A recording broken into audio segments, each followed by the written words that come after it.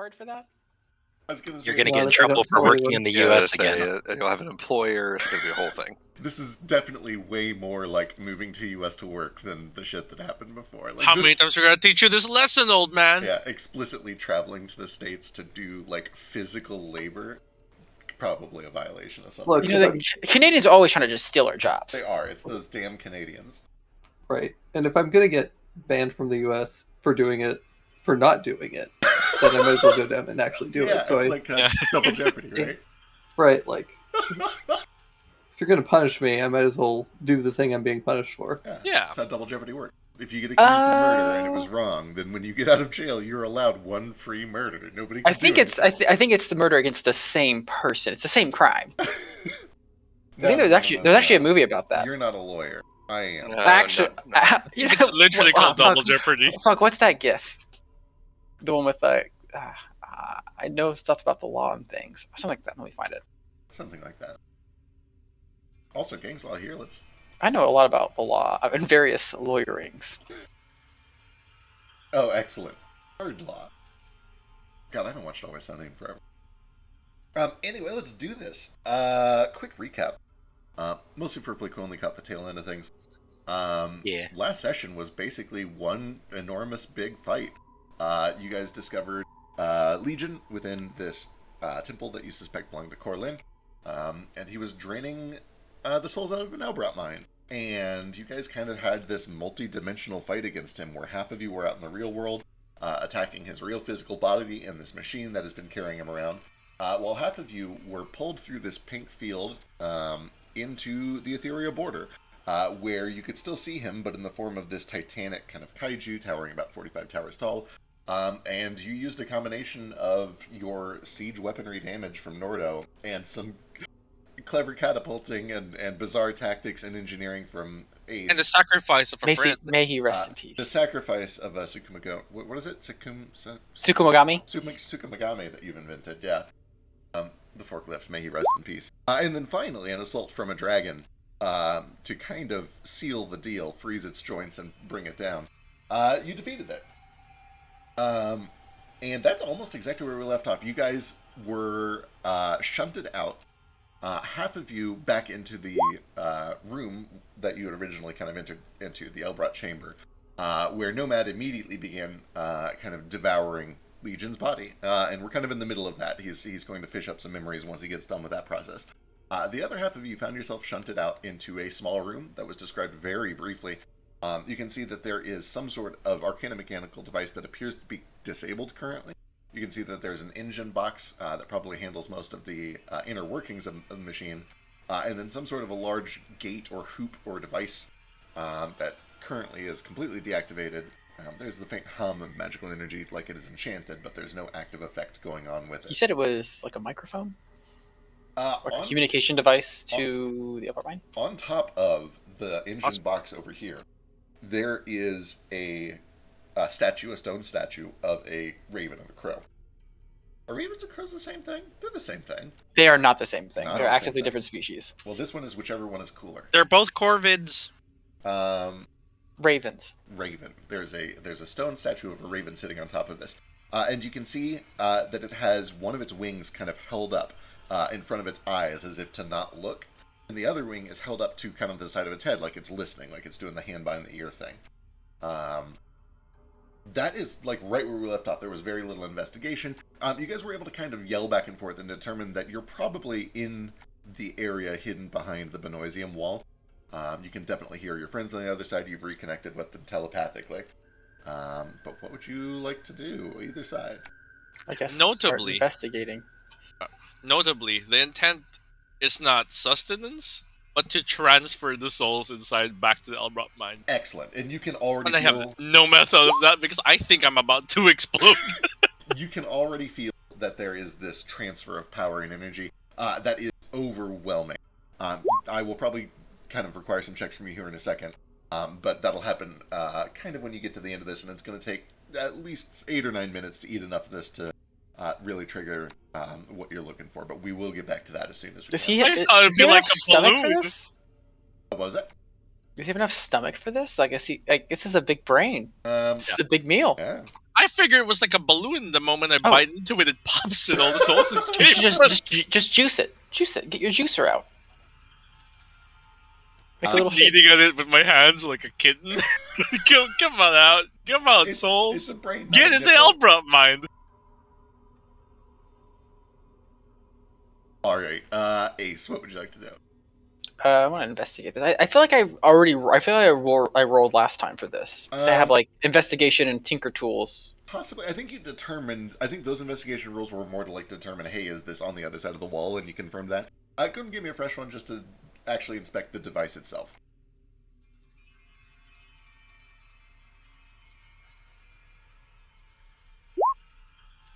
Hold on, I get a D4. 34. Excellent. With a 34, you're able to determine a couple of things that are interesting. The first, there are a number of runes that are around this gate or this hoop. And those runes, clearly arcane in nature. Do you have... I mean, you have Tinker's Tools. Do you have Arcana? No, I don't, but I share my vision with Nomad, who can just see them as I look at them. He is having Eating. He's having a thing right now. I'm not proficient in Arcana. Perfect. Your Tinker's Tools will still give you a bit of a hint.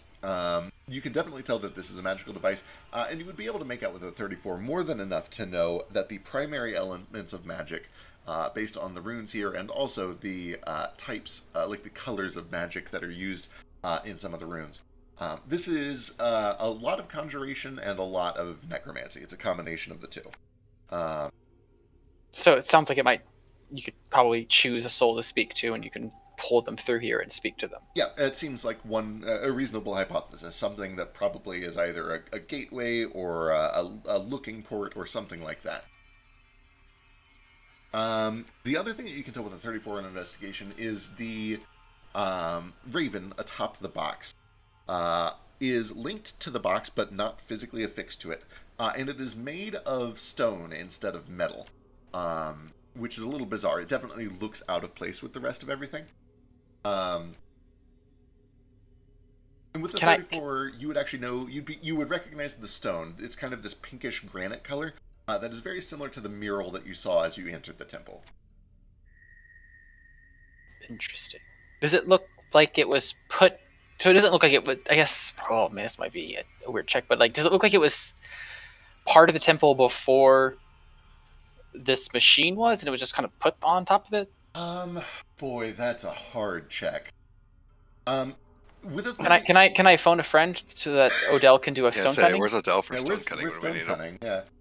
With the 34, they certainly don't look to be the same thing. It looks like somebody set something on top of something else. They don't look like they're meant to... Like, this doesn't look like part of the machine. Does it... Someone just picked it up already? Does it look weird with my true sight? No, nothing with your true sight gives off anything unusual. 34 is very good. Do you have Mason's tools or anything like that? No. You would notice with a 34. One part of it does seem to be a little newer than the rest of it. You're kind of like doing this study to look for scuffs, to look for scrapes, any indications that anything is newer than anything else, trying to get a sense for whether something is ancient or modern. You're able to determine that the statue itself is probably very old, because there are a lot of corners that probably used to be sharp bevels that are now kind of rounded down, worn with time. However, there is in the center of its forehead a dot that looks to have been carved out later at some point. Not much later, but it's not sealed the same way. It doesn't have the same polish to it. This clearly was a statue on its own, and then at some point somebody carved a little dot in the center of its forehead. I want to poke the dot. You poke the dot, and you can feel that it has just a little bit of a recess. Nothing happens. You do feel, when you touch it physically, a faint buzz of magic, like it has a magical element to it. I guess I'm just good. Good? Can I also... No, hold on, little orc. I think I got this. And I'm going to also touch the dot. And I'm going to do speak with animals. And crow or raven. I'm just going to be like... Hello. I love this tremendously. I wish this did anything, but unfortunately the statue does not respond. That's all I got. I'm just gonna start ritually casting Identify. Okay, excellent. That'll take about 10 minutes as you begin to do that. Flick, did you have anything you're doing, or are you kind of just waiting? You're real cramped in here. Is there anything in particular you want to do? Not really. I can't really move, All so right. I'll just wait. Excellent. Let's jump back out to the outside crew.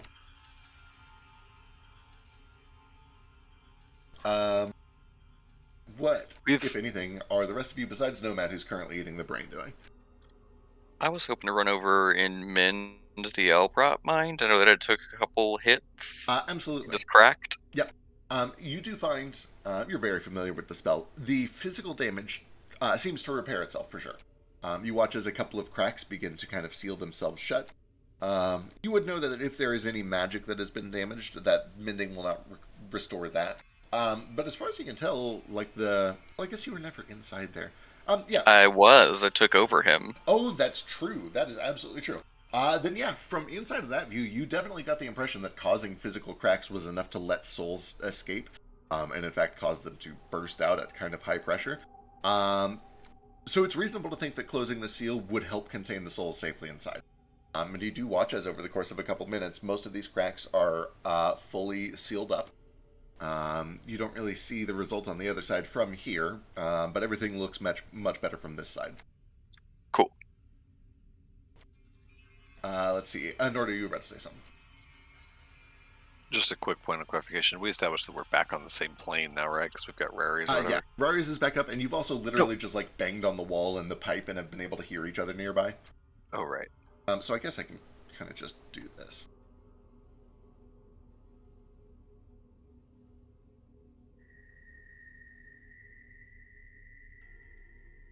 It's kind of strange though that even after they have access to Albert Mine, they still wanted to get through this Minoisium to get back here.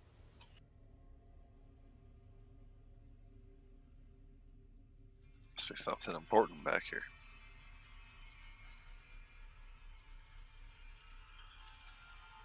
Even weirder that they didn't just use the tube. I don't think I don't think they were good at squeezing.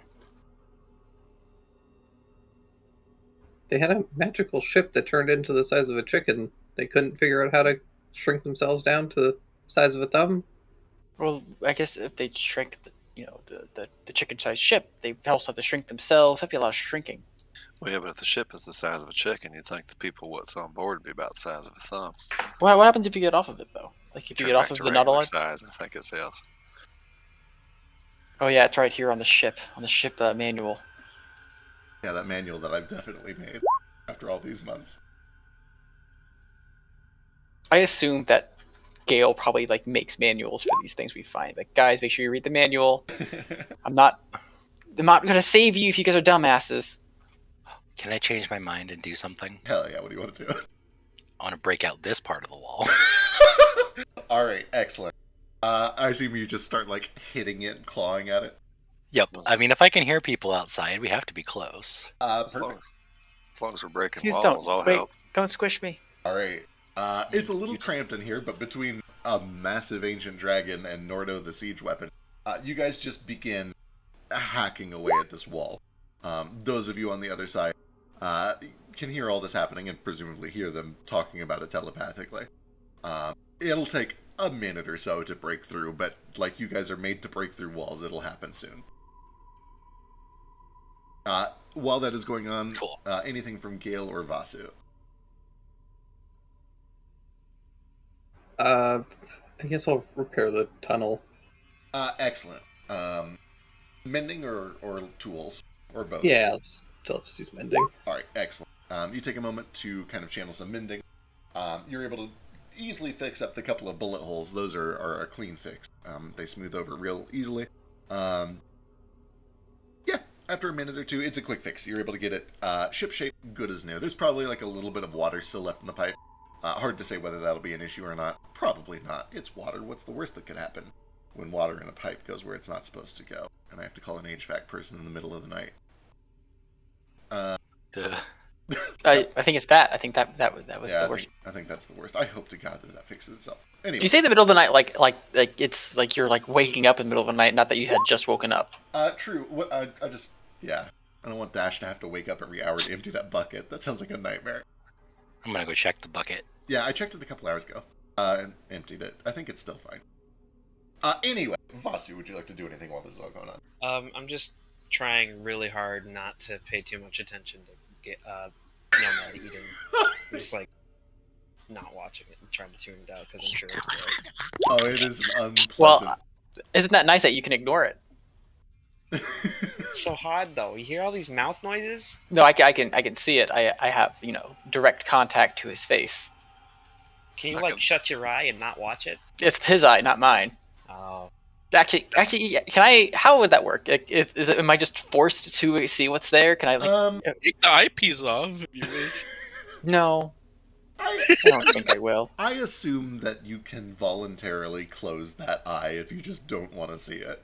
Nah, I like it better that we can't. Okay, I like it better that way too. That's fun. So yeah, you're forced to see all of these disgusting, squelchy images in your left eye. So the worst part of it is like the eye's eye view of someone eating is not pretty. You're getting like macro shots of like glistening bright like brain flesh. It's not good. There's very little like actual peripheral vision happening here as he It's a lot dives of in. writhing. I mean, at the same tentacles. time, Ace has probably like literally like been up close watching him eat because he's just so curious. He's like, how does this even work? God, you two are so fucking weird. He's like, you want to watch me eat? Okay, Yeah, this is for science. as long as it's educational. All right.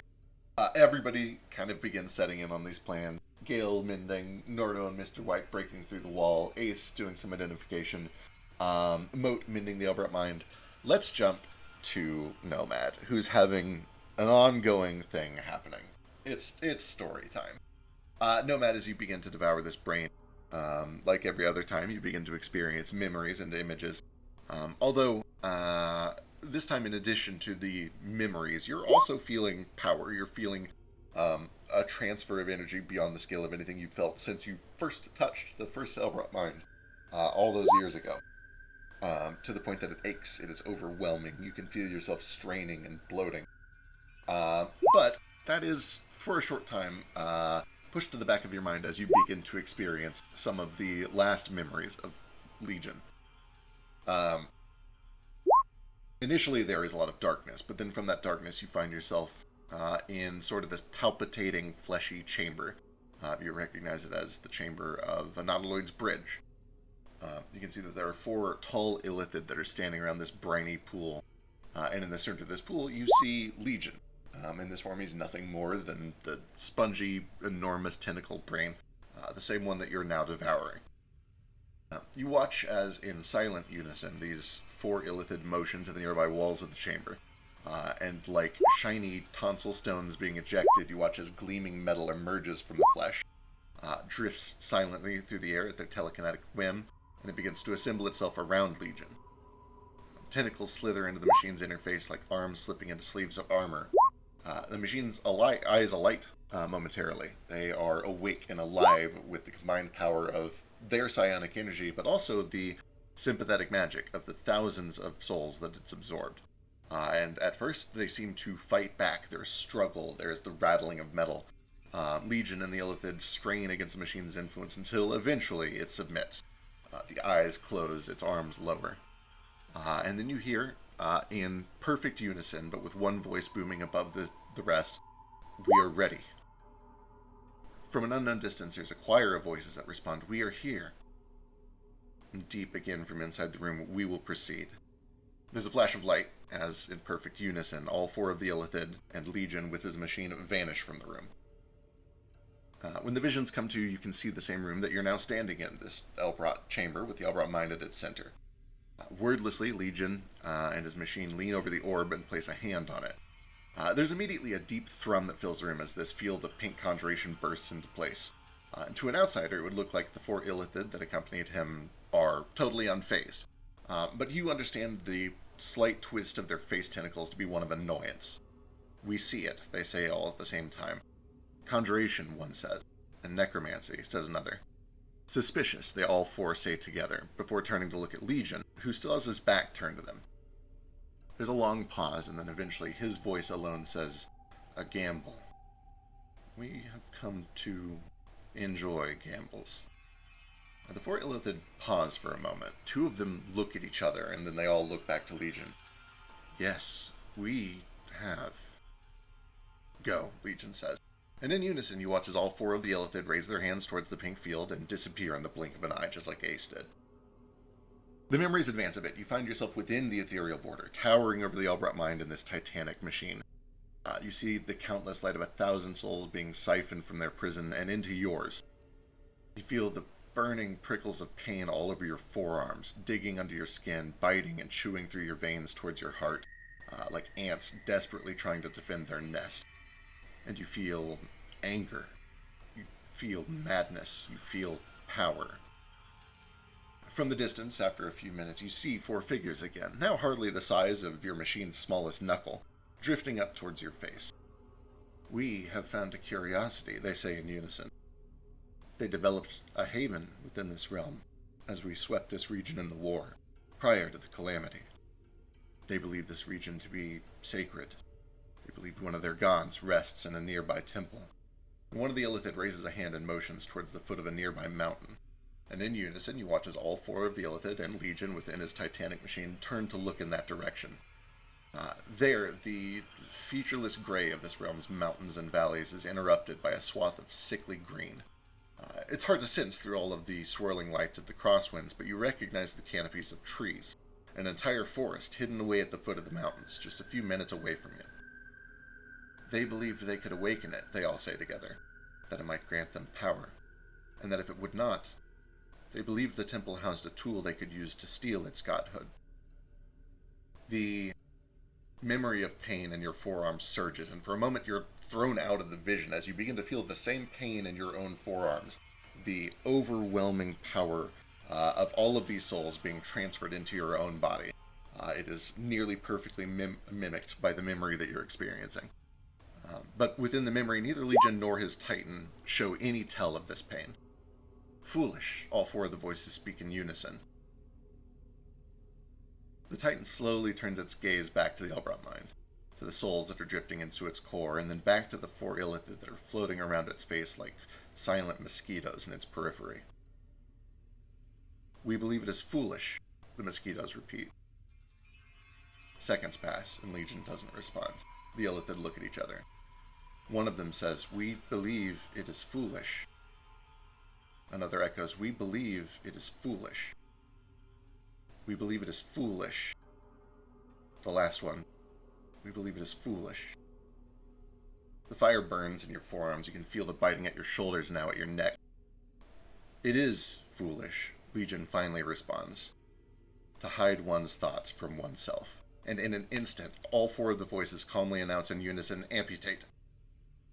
The memories of the battle would be chaotic enough if they were merely visions. You watch Legion and his Titan and the four Illithid tumble physically back and forth between the ethereal border and the Elbrat chamber, trading psionic blasts, crushing slams of metal, using the fields of conjuration and the silvery pools back at the town to your south, in a game of teleportation and strategy that unfolds at the speed of telekinesis. But your memories aren't just visual. You remember your mind stretched into psychic warfare as Legion's consciousness races throughout the entire hive, who knows how far away, while it scrambles behind him, desperate to sever his neurons from their own. You feel countless hundreds of Illithid lives inferior to what you've now become, extinguished with the mental flick of a wrist. You feel libraries of information being devoured as Legion absorbs everything he can from within the hive's distributed banks of knowledge and sets the remnants ablaze. And eventually, suddenly, you feel yourself being disconnected, shunted from whatever remains of the hive. In Legion's vision, you see one of the Illithid wrench a golden orb free from the chest of the machine, and then flee with it into the pink field. It's the last you ever see of that Illithid. And you feel something that Nomad has felt a couple of years ago, this familiar, horrible feeling of being severed, of being abandoned, of being alone. But mostly, you feel the biting, you feel the souls, and you feel powerful.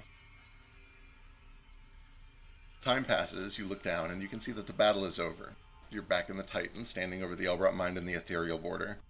3 of the 4 souls who accompanied you are now just as deep within that machine as all the other dead who lie at your disposal, ready to be eaten. You feel like today, you are not we. You are not what the Hive deemed necessary. You're no longer a cold, calculating machine. You feel, you want, and you control. Today, you are you. And you can see that Legion looks over the Titan's shoulder towards the temple in the distance. Tomorrow, you feel like you might be even more. And then, off in the distance, you see a tiny speck of light that quickly becomes a blazing fireball that rockets towards you at Mach 3. And the memory's in. You wake up, and I need an intelligence saving throw. Right. While I'm rolling this, do I get the sense that that Illithid who escaped with the golden orb is still around somewhere? You didn't see him anymore in the memories. You get the sense that he escaped. You're not sure where to. 25. Just modus within 10 feet, I think. All right, excellent. There is tremendous pain. You are carrying more souls than you've tripled the amount of souls that you're carrying. This is a degree of power that you've never had to experience before. And although many of the souls that that have been residing in you have become accustomed to it, and although many of the other ones that have been watching from a distance recognize that they're no longer in danger, they've seen your exploits, there are still many within this batch who resist you, who fight you, who believe that you are there to consume them, and are doing everything they can to break free. It is a painful ordeal that you are, for the moment, overcoming. You come to, and you can see Nordo and Mr. White crash through the wall to the north. Gale has finished his repairs, Mode has finished his repairs. And finally, just as the memory ends, the entire party is reunited as this wall comes crashing down.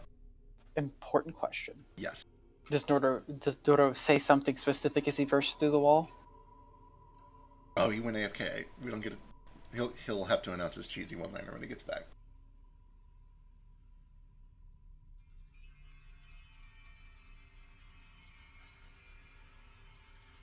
Vasu has been trying to ignore Nomad as he devours this meal.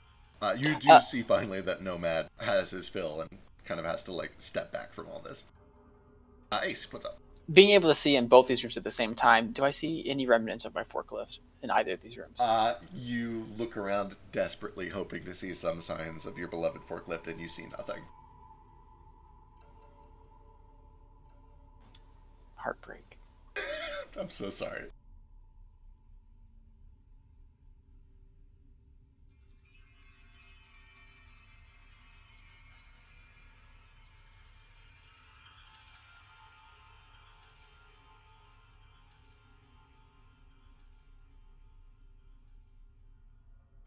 Does my investigation, or does my Right, identify? A couple more minutes will pass, and then your identify will go off. You determine. First of all, this is signed. Let me go. Voice notes. Here we go.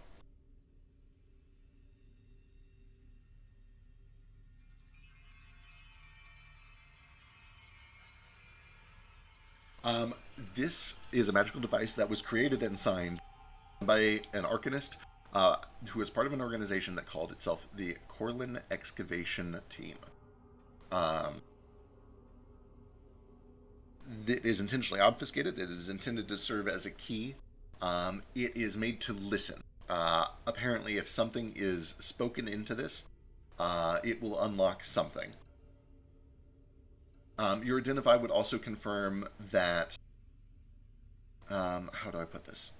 It is linked to this machine, although not part of it. It is like a key that can be used to turn this machine on. Activate. You speak activate and nothing happens.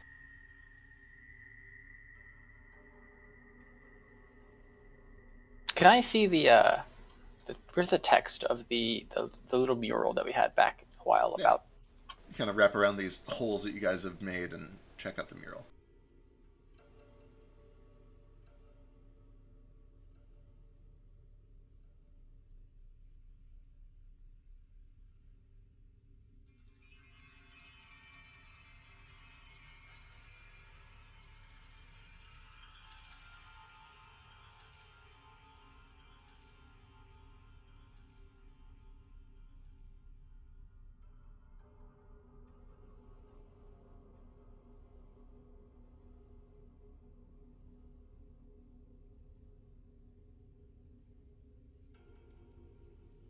Well, guys, I got nothing.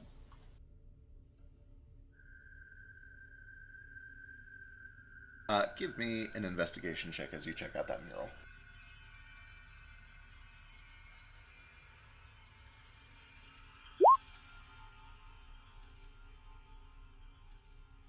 As you're looking over the mural again, knowing that this is made of the same material and suspecting that they might be connected in some way, you notice that the mural also has markings that appear to have been added later.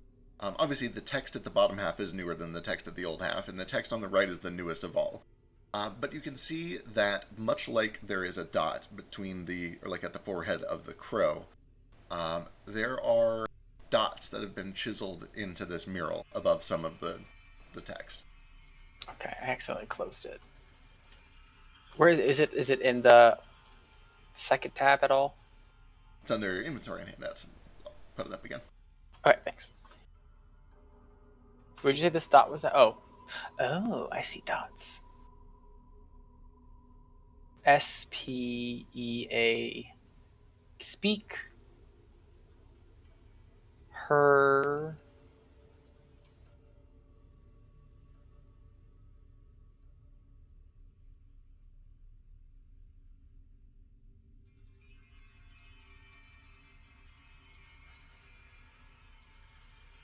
Speak her true name. Coralin?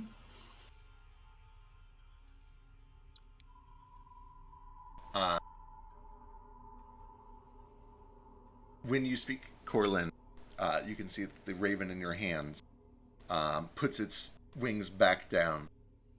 Its eyes momentarily glow, kind of this soft blue. And although it's not currently in your line of sight, those of you still back in the room can see a faint light emerge as this portal activates. Oh, I would have waited till I got back to the room to do it. Yeah. Oh, wait, can I even pick up this crow? I assumed that it was like 1,000 pounds, It's and I'm pretty a small. heavy. I cannot ignore carry it. those. I have a strength of 5. Yeah, it's probably like a good 30 pounds or so. It's That is as heavy as I am. I Right. cannot pick that up. Does it work even with the pipe kind of busted? It seems to. I Yeah. guess give me Arcana Okay. or Investigation. Either one is fine. So 25 encumbers me. Excellent. Oh. Yeah, you have to like waddle. You're doing like the penguin shuffle No, with this thing. I don't bring it with me. I just run back to the mural and then I run back over here. All right. Right. So that means if it works without the pipe, that means it doesn't really connect to the Elbrot mind. Looks like it is. The pipe was fixed. Oh, what's it? Oh, it's fixed. Nomad, with an Arcana of 27, you do notice that as this thing activates, a little bit of water kind of seeps out from just the bottom edges of the portal and spills onto the floor. Do you think she's in here? The Elbrot mind? Hmm. This water might be. Maybe more like they put the Elbrot mine wherever she was trapped. A demi-plane that already existed. He kind of lifts up this water in cupped hands. And you said it was like pure magic? The water doesn't appear to be purely magical. It just seems that when this device was activated, water was kind of shunted out and across the floor, just a little bit. Well, prior to that, you mentioned there being like raw mana in the water. Yeah, in the water out here for sure. Yes. Yeah, like that's the one I'm checking. Oh, gotcha. Yeah, with an Arcana check at 27, you get the sense that the water kind of acts as a conduit for whatever is powering the Elbrot mind. It doesn't seem to be like the water itself is not the magical part. It is just a material. It's a conduit. It's kind Gotcha. of a foam that magic. The energy travels through. itself is coming from somewhere else. Correct. Yes. Hey, Nomad. Yes. I'm assuming he explained what he saw. Yeah. In the Aether That you said that there's a temple nearby. There's a temple near. They listed. This must be the temple, I think, You said, oh, okay, never mind then. where the god sleeps. Well, should we patch ourselves up and go through this portal? Speaking of patching yourself up, Patch. Forgot an incredibly important thing that also happens when you speak Corlin into the Uh-huh. Raven.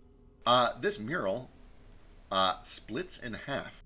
Oh. Each half moves several inches to the side, revealing two shelves, both of which are surprisingly short. They appear to be about your size, or at least the size for a Kenku, or a Kobold, or a Kuatoa, possibly. Oh, they're fun Uh, size. I'll go up to. I mean, aren't most Kinku like not short? You are pretty short for a Kenku. You're pretty tall for like a Kobold. Or, you're about the size of a Kobold, I should say. Okay, I'll go up and investigate it. The top shelf has a small vial that contains a dark red liquid.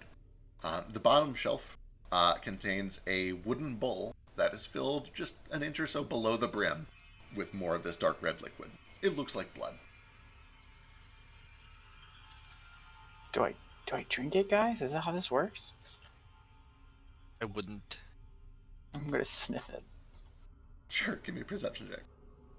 What campaign is this? I don't know, do you have a thing for this?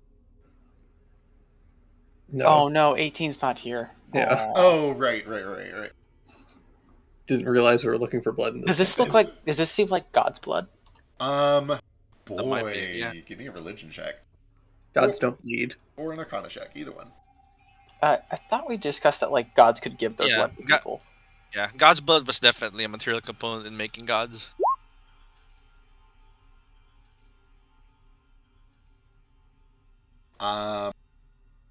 Okay, between the perception and the religion check, they appear to be two different kinds of blood for sure. The blood in the vial is a little bit fresher, a little bit brighter, a little bit bolder. It has this very... This is so bizarre. 32. There's the smell of metal, right? Which is actually the smell of oils burning off of the surface because metal itself does not have a smell. But you have an incredibly refined nose. You are able to pick up on scents very clearly, and these two bloods smell different. The blood up top smells fresher, and it has a much stronger metal smell than you would expect. It almost smells entirely like the surface of a hot iron ingot. The bottom blood is old. It is coagulated. It is by all rights, it should be just caked into this solid block of blood, but it is not. It still has a little bit of wobble to it. And it is sparkling with very apparent magic. You can see that there is this luminescent energy that kind of crawls beneath its surface. You know that there are accounts of God's blood. You know that it exists. You've never seen it. You've never heard a description of what it looks or tastes or smells like. But you do know that if it was mundane blood being left just kind of out exposed to the air like this, it probably would have dried a long time ago. So it's a reasonable conclusion that maybe that's what this is.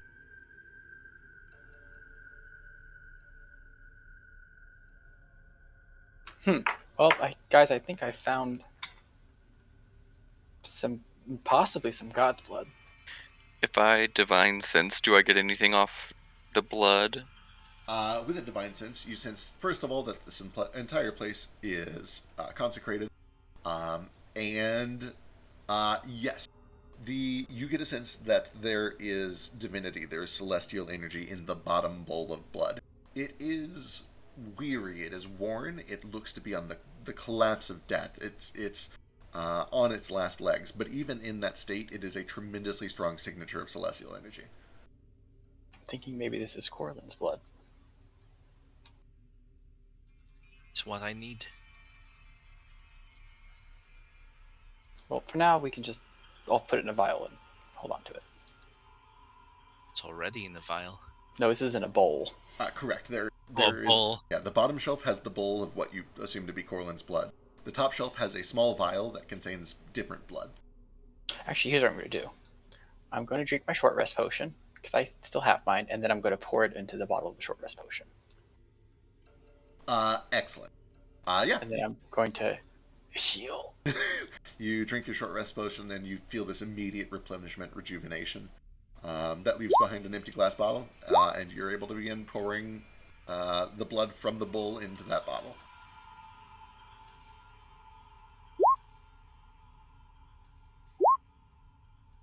So I'm experiencing growing pains or whatever. I'm kind of doubled over the Elbrot mind, and I'm trying to release them into it.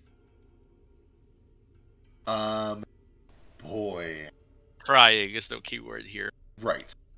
The entire time, with the pain and the needles and the feeling of being too small to contain, inwardly, just like he's been doing for the last couple of years,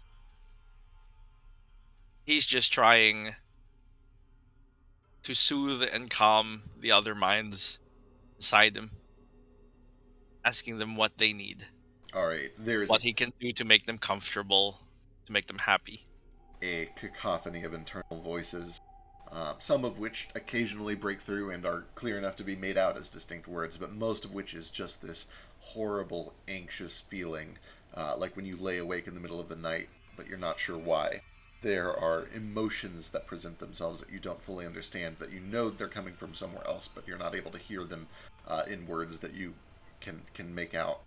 Um, you can feel some of your nerves calm as you kind of do your best to encourage and calm yourself and the spirits within you. Some of them do not. Some of them become even more anxious. It is a mixed bag, but you do everything that you can. Um, you go over to the Elbrot Mind and you place a hand on it, and you begin to try to channel some of these into the Elbrot Mind where they belong, where they can be free, where they can be stored safely. Um, Give me a charisma check. First,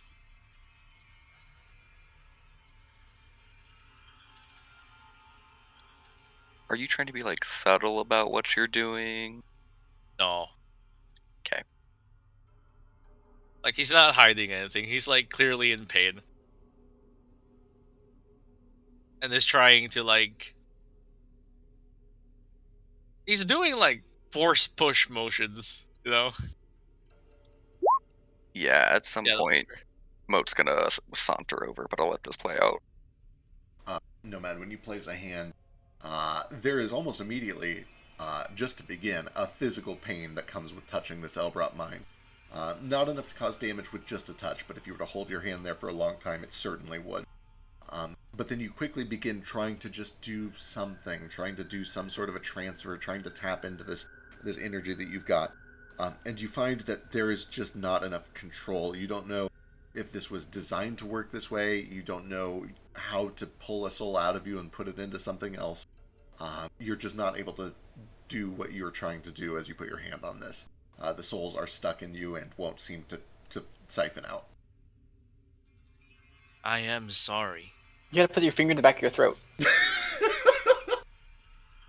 I am truly sorry. I am trying.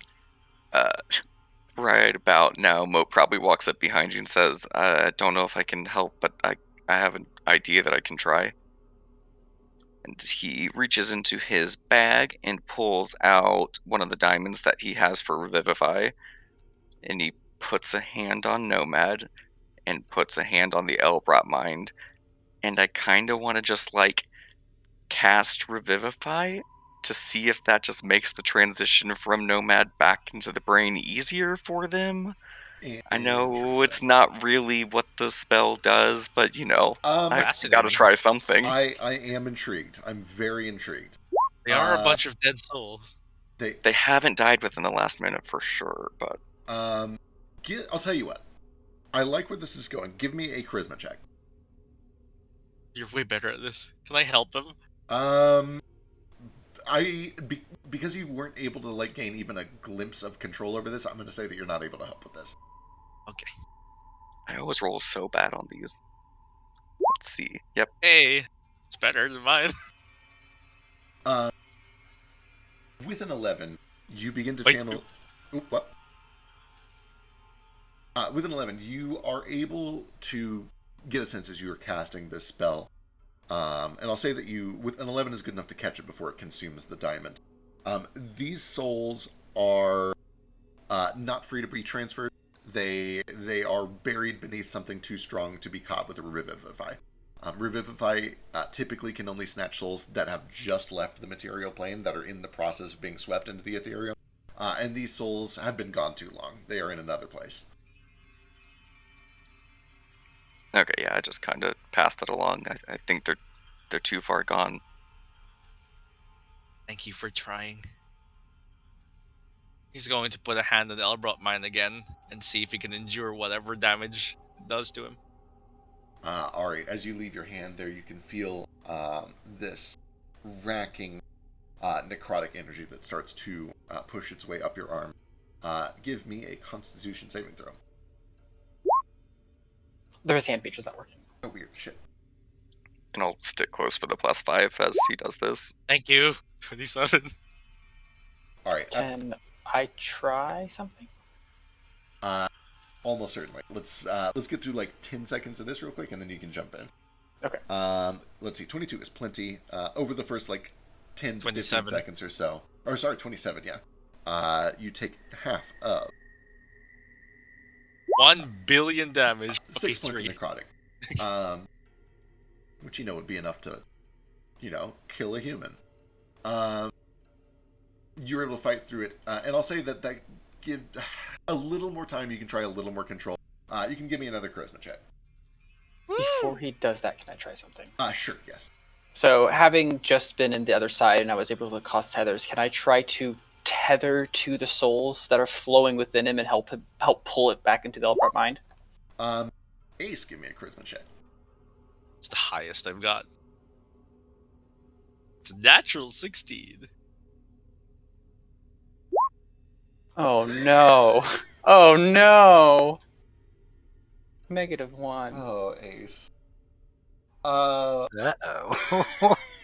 My soul falls out. God No, damn no, it. God. Keep that, please. Falls right out. Okay, hang on. I have to We'll figure out. glue it back on later, don't worry. Question. Yes. Since I'm a ranger, can I do wisdom? No. The transfer of spirits, possession, and things like that is almost always charisma. But why? I don't know. I think it's. I actually think this is one of the things I do like about 5e that does make sense for me. Like charisma is a measure of a force of will, and spirits and souls are all about like the embodiment of will, of personality. Yeah. So I think it makes sense for charisma to be the don't be possessed stat.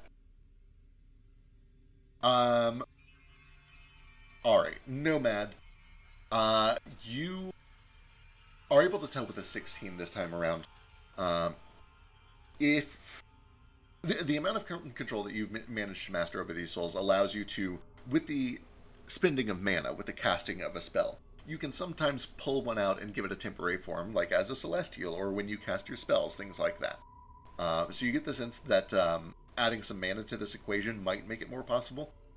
You would know for sure, even if you do that, when you spend mana to pull these souls out and use them to perform magical feats, you're almost always pulling them out one at a time for the cost of like a spell slot.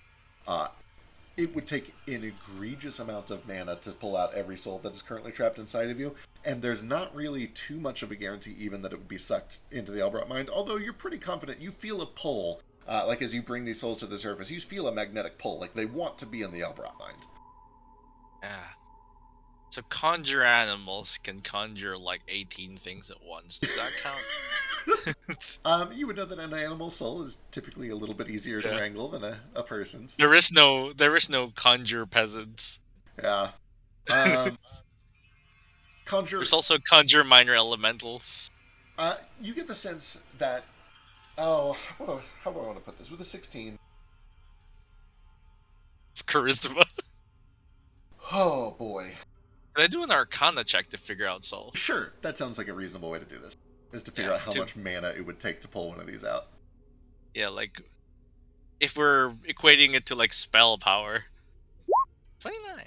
With the 29. So with the charisma check, first of all, you can tell that you're pulling these souls to the surface, but in order to actually breach out of your mind and into the world at large, mana needs to be added to the equation. So then you start thinking, okay, how much mana is it going to take? And you begin doing a little bit of testing, a little bit of experimentation. You get the sense that for a 4th level spell slot, you could probably pull a soul out of your body and cause it to manifest temporarily out here. Hopefully long enough to be drawn into the Elbrot mind and permanently sucked in there. I have 6 mana, which is the equivalent of 1 4th level spell slot. If Nomad died, Yes. would all of those souls be released? What a delightful question. Give me a Yeah. religion check Because or an we arcana have- check. We have seen that happened to some degree. Uh, Not to right, Nomad, but to other correct. Ilthid stuff. Yeah. I won't even require a check. You've seen similar things happen. Do you think that that is a very reasonable hypothesis? So what's your goal here? Do you just want them out? Just the ones who want out. Okay, I can't really. Okay, we'll call my thing Plan B then. It's the bookend. It's the bullet with your name on it, Nomad. If the plan was to die, that was on the bottom of my list as well. Not really. Well, temporarily. Well, the true solution is to use the soul machine thing. What the fuck is it called? Also, if we That would take. yeah, but years. if we kill him, even if we revivify him, he's still going to take actual damage to his soul. Exhibit A, and he points to his own eye. Yeah. Also, not to get like in the weeds about it, but isn't Nomad kind of Nomad because of the souls inside of him? What happens Exactly. if we kill Nomad and he comes back with no souls inside of him? Well, let me kill him again, I guess. No, we won't be doing that. With an Arcana of 31, or is that? Yeah, you had time to think about it. With an Arcana of 31, Gale, I think that it would also occur to you. Moat has done a decent job mending up the Elbrot mine from this side, and he has seen what happened on the other side. This Elbrot mine was damaged, and you're not entirely sure what the consequences of that are. It's probably fine. Ace, before I get to you, I'm still trying to figure out what to do with this -1. I don't know if that was God. that was an old hand. I don't know where that came from. Okay, gotcha. But I would like to try again whenever you feel realize the consequences to my actions. I'm just trying to figure out.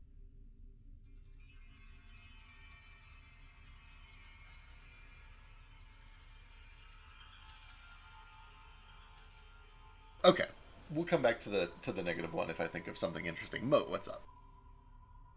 That was actually an old hand raise too, but I do have something, so that's convenient. Okay, sure. Is Legion still functional? Like the robot? The robot is currently motionless. I don't think anybody has super studied it since the battle ended. You can see that it has taken damage for sure. One of its legs is fucked up. There's frozen bits. There's holes all over it. If you have a bunch of tentacles, it might be pilotable, but I have a bunch of tentacles and did that. Do I? Can't you only do that for like a minute though? We could always give it like a pimp it out.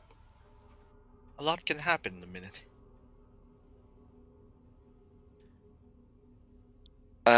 That's it. I just want to go see if it's functional, because this is if we have to kill Nomad plan thing anyway, so Sure. I don't think it's gonna come to that. Yeah. You could give me like investigation, or if you have Tinkers or Arcana, one of those would be appropriate. Oh boy. Do it. There's definitely more to it than just the metalwork. Could Work.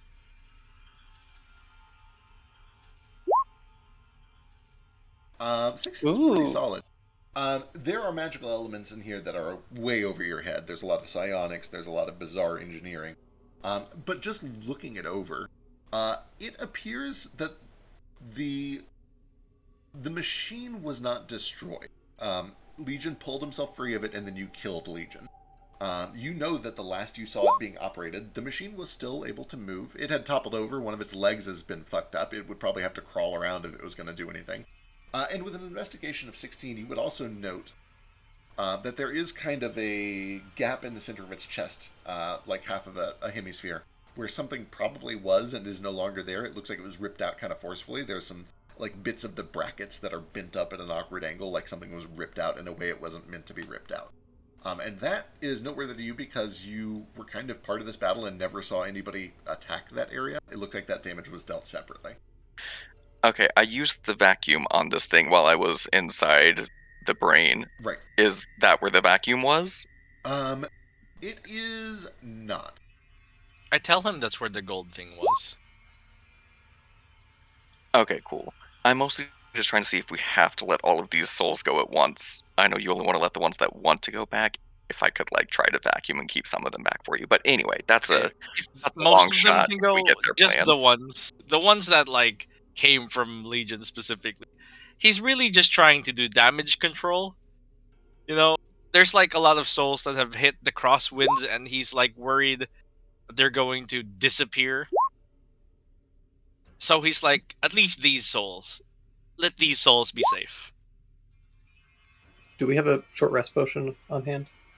I just used mine. I don't have any. Me either. We each got one from the Wandering Sun, but I think we all I probably. haven't used mine because I haven't used any of my resources at It's all. been a big fucking dragon this Do whole you time. have it on you, Shut Mr.? up, Ace. No one asked you. I mean, presumably he would be carrying his stuff. Yeah, but when Or he got turned somebody back would be. from Mr. White, what happened? Where did all your clothes get dropped? In all your I think bags? he received this potion as Mr. White. Yes, but then he was forcibly changed back into a dragon, so all of his objects would have ripped off his No, body. no. I think he received this potion as a dragon. And then he put it Right? where? Well, yeah, but like, where would he have kept it? Everything's in my mouth, Ace. You're not a big dragon. You don't have storage mouth. I assume Mr. Dragon-shaped White / Flick pouch. has just like a bag of holding hanging off one of I his thought. horns or Wait, something. when did he get turned into a dragon again? Like turned When- back On out of Mirage. Yeah. So he. How did we get here again? So we were in a Blue. Mirage. We did all the dragon bullshit. We went to the Wandering Sun. We crashed the Wandering Sun outside Yes. of Seattle for fun. And then we just sailed directly north to here. And we happened upon this, Basically, almost literally, Yep. we happened upon it. and We were on the way Okay. to Storm Cellar to do to go find Azadirith and fuck his life. And on the way, we saw wreckage of a burning village, and this is what it was. huh? What was in the village? Well, there was no more village. Apparently, Okay. got sucked into the bottom of the sea in a giant whirlpool or something. Oh. I don't think totally followed what was happening. That's about right. Okay. But we saw the Illithid parked outside of a big, blazing, fiery wreckage, and we blew up the Illithid ship with. And they were parked in a fire lane, so we had to come, do our duty. I say we. Gale single-handedly blew up the entire fleet, I guess, with his Flick helped. elemental bomb. But Flick helped. It was largely Gale's bomb. I helped. And I helped. I couldn't have Okay. flown over there on my own, so Flick was pretty instrumental in True. all of the travel. And so was his snot. His True. snot was True. critical That's too. true. Yeah. Oh, the yeah. Snot. Yep. It was the glue. Without it, it wouldn't have stuck. God. There are no small parts. Gross. Ace, what's up? Oh, I just want to try again. Natural Ace. Yeah. Gross. I'm gonna, if Flick will offer me that potion, I'll take it because I want to swap out a spell to get a thing that might help. You're probably holding on to it or something anyway. It's true. We've probably got all your stuff on Toto, actually. Are you still stuck to Toto? Yeah. Huh. Yeah, go for it.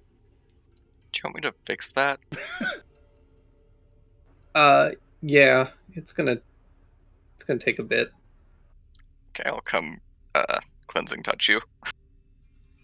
Oh, I'm Nice. not like stuck to Toto. I thought that you had barbs that were like in your skin, Well, my leg has a bunch of barbs and and is so like does Toto. all who's twisted stuck metal. to your ass. No, he's magic, so it fixed on him. But my leg was non-magical, so it didn't fix itself afterwards. Right. Huh? Why don't you just Uh, put a still stone in it? Make it a magical leg. Well, that Bada bing, bada would boom. have been fix. great in hindsight. I figured Just just do it one now. to keep it clean. Would- Well, yeah, if I do it now, then it's just going to be twisted metal that's magic. Correct. Like, I have to go and grind off these spikes and fix it in my workshop. I see. Yeah, So cleansing touch is not going to help at all. no, I appreciate it though. I Then I hear you. swig the potion and I just collapse on Toto for 10 minutes. Excellent. Toto kind of like grabs you with the forearm and kind of keeps your head above the water because it is deep enough that for a kobold you could potentially drown in it.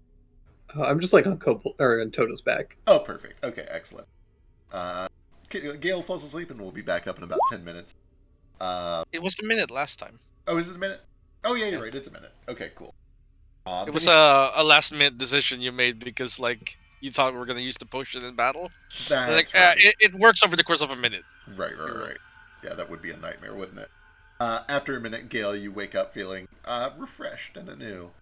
and like you can't do that again for until the long rest.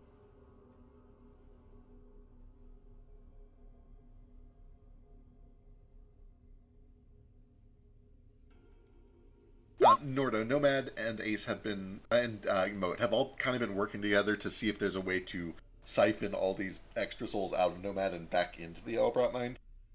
So far, unsuccessfully. I'm trying to pull them out with my tethers. Wait, they're living in you now, kind of like what all them souls was. Did you not hear They're him living- eating? I didn't hear nothing. Yeah, duh. That obviously means souls are in him now. Well, that's what I mean. Like, when you ate brains, I didn't know you got souls from eating brains. Thought it was just memories and thoughts and such. It wasn't usually souls, but the artifacts, the Elbrot mines are special. And when Legion absorbed them, I thought to release them. But they entered me just like the first time. The pain is like the first day. I will get used to it. But in the meantime, anguish. And now they're stuck in there. He just nods.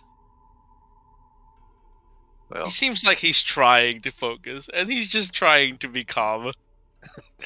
no But there's visible trembles. Right. Nordo kind of puts the hand on his forearm to steady him a little bit. And looks down at the big hulking, nasty, half-eaten body of Legion. I don't think I got through half of that couch. It's like,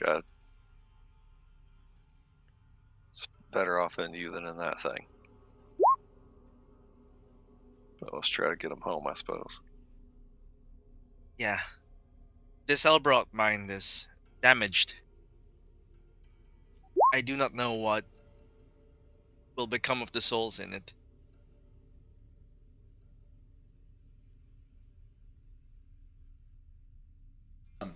Ace, you take a deep breath. You try to find your center. You try to latch onto the sensation that Yeah. for a moment you felt with this sympathetic connection to your forklift. The only successful time that you've managed to tap into this so far. And to stop my mom from flying away. True. Yes, you got that one too. That was very important. And you, with the 5, you can feel some sort of magical presence. You can tell that there's something happening, but you're not able to make a connection. You just feel like you're not strong enough. You're not big enough. You're not able to capitalize on the things that you need. Where did you put the vial of blood? Not the bottle you filled, but the vial. It's just on my person, probably like in my breast pocket. You feel, with your failure, a heat. And at first you think it might be in your head or the side effects of trying to channel magic that you don't fully understand. But then you realize it is actual, real, physical heat coming from that breast pocket against your chest. Hot metal. Not enough to cause damage, but when you look down, you can see that there is a glow. The blood inside that vial is bubbling. It is boiling. There is a faint red light that comes off of it. It is hot to the touch. And as soon as you stop, it stops. It cools down. It returns to normal. Nomad, did you see that? A little bit. Do you mind if I identify it? No. We might learn of its properties and I mean, why if it's gonna be, if you're just gonna ritually do it, I can do it. Since you're Yeah. kind of, indisposed. Yeah. Well, I can like use a spell slot to do it, but I don't want Alright. to. Then don't Wait. do it. You're dying. Yeah, well, we focus need- on getting you well while Ace does that. It's all that Right? I need to focus on something, or this pain will consume me. Well, here, just look at me for a second. He looks, And Nordo, like, moves his hand. decks him, and knocks him out. Yeah. Clocks, that'll knock the souls out of him. That No, that but- worked. He'll just sort of put one hand on the other forearm, so he's like holding onto both of your forearms, and I don't think he even totally knows what he's doing, but just says, just focus on me for a minute. We'll get this taken care of. And the holy symbol on the back of his hand glows, the nomad holy symbol. And I don't know if that's gonna work, but you can't be possessed by undead anymore. All the souls release. Just go wild and free. Wow, fucking bizarre. I can't believe it has taken this long for this to happen. This is the first time this has been cast on me ever. Wild. So one killing touching certain types. Okay, it is all those types. Mhm. Several benefits. Disadvantage: can't be charmed, frightened, or possessed by them. Yeah, and I think we did this on an Illithid before. You just got like, advantage You're on right, attack you saves. did. You did this in Arcturus. Nomad, give me a charisma check with advantage. Oh boy! A flat 0 with advantage. Let's do it. 12. You get a 0? Yeah, you get a -1. I'm so I sorry. have a -2. Oh, that's worse. My charisma's a 7. That's okay. I think you're plenty endearing. Chirp, chirp. Ace, give me a perception check. With your special eyes. 30? Nomad drops unconscious. Briefly. Your vision goes black, like you've stood up too fast after a good sleep. And you just collapse onto the floor. Momentarily, you wake up after just a few seconds. It is a very brief blip as you feel just this mass of overexertion. You feel exhaustion. Ace, in that moment, you watched as, like cold breath on a winter's day, this mist of energy that only you can see with your true sight escapes from Nomad's mouth. And you see it drifts into the Elbrat mind, like it is being pulled in, like it is being vacuumed or sucked in. And with a 30, you aren't... The details are fine, it is a mist. But you do see occasionally dragonfly wings, or a satyr's hoof. The pointed ears of an eladrin. Just faces of certain creatures that seem to be part of this mist that is drawn into the Elbrat mind. Question. Yes. Can I stand next to Elbrat Mind, make a vacuuming noise, and try to suck him up? Sure. Sure won't do anything, but why not? God, make a charisma check. I shouldn't be letting you just re-roll this 3 times, but it's so much fun to watch you roll a 4 every time. I know, it's so bad. You, with a 9, so you know how when you, I don't know if you ever did that experiment in physics class where you hold a magnet next to a stream of water and it bends the stream of water, proving that water is technically polarized. You get kind of a similar sensation. You do actually feel that there's a bend in this flow. It's not enough to pull it into you. It's not enough to redirect it entirely. But you do sense that you are actually exerting some force. And does my little vial heat up? And it does. It does Okay. indeed.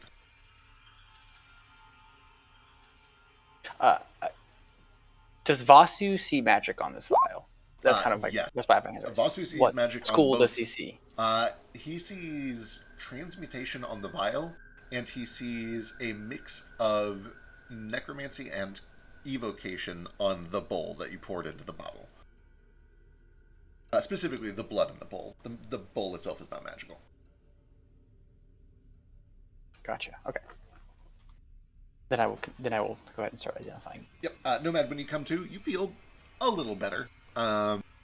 It's like when you've got a hangover, you're very drunk. You feel like the first puke later. A little better, but certainly not out of it. Not completely out of the weeds. I saw some come out of you. Some True. came out of you. I saw them. I tried to suck them up too, just to see what happened. It didn't work. I feel Worked.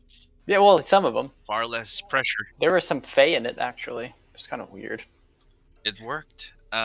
There is less of that. Thank See you. ya.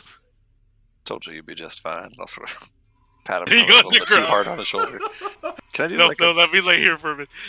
can I do like a medicine check on him? Is he physically unwell? Sure, give me a medicine check. He's Cool. like slithering out of his plate mail. He's got brain bits dribbling down his face, and he's Is- sweating. Oh yeah, it is hard to tell what exactly is fucked up with Nomad, but he looks like a man who is at 5% of his maximum health peak or health. He is in bad shape. He's exhausted. He probably has actual physical wounds at that low health. He does not look great, and it's hard to tell how much of it is fatigue, how much of it is supernatural, and how much of it is just because he got the piss beat out of him in that fight. Okay. Well, while we're at it, I'll go ahead and do one of these little numbers. I'll do it at third or second level, so I can add, what is that, another Another 1d8 plus your modifier each time. 21 total. Oh, thank you. Helps quite a bit. Just all part of that same little prayer he does, whatever. Not really a prayer. Interfacing with his own god, which is you. When you heal your own god because he's got hungover. Symbiotic. About this time, Ace, you do finish your identification, and as requested, I have sent it to you.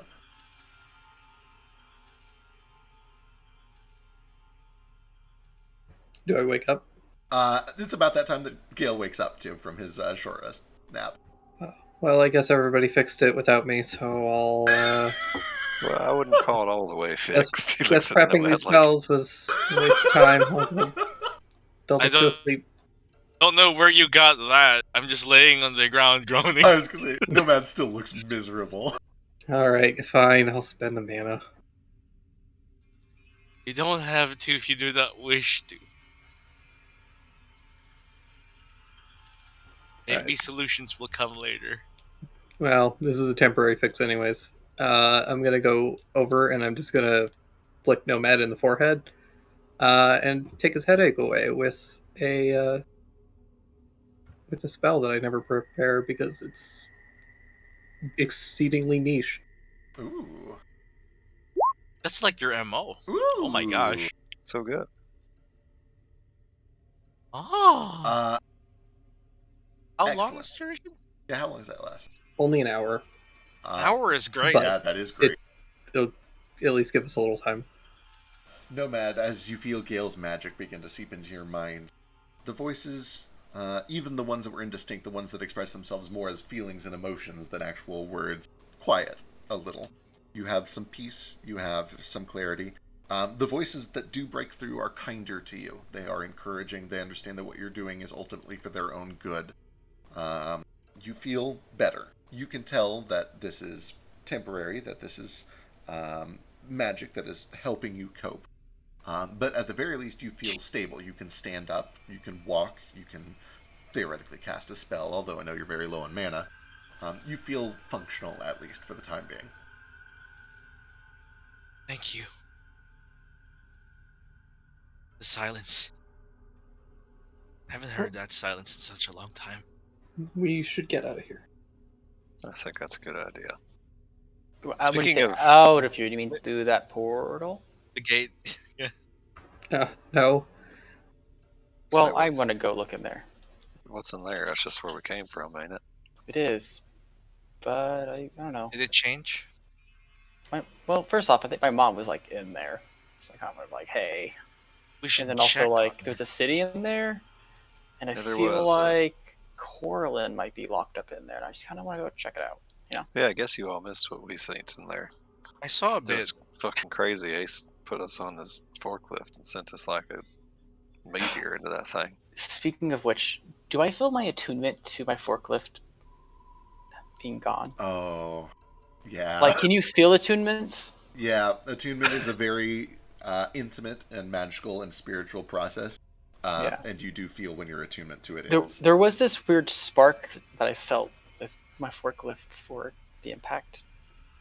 Are you fucking kidding me? You probably shouldn't put Means it's certain very parts special inside to of it you. like that.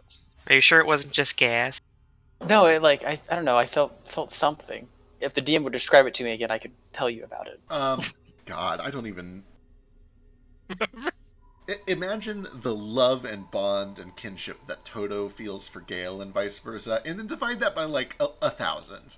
It's kind of, it's special, it's sincere, but it is this fledgling connection of, oh, this is a thing that I really like. This means something to me. Okay, So it wasn't it's like not like it's not like the on kind soul. of mutual compassion that you get between like yourself and an actual robot dog. Right.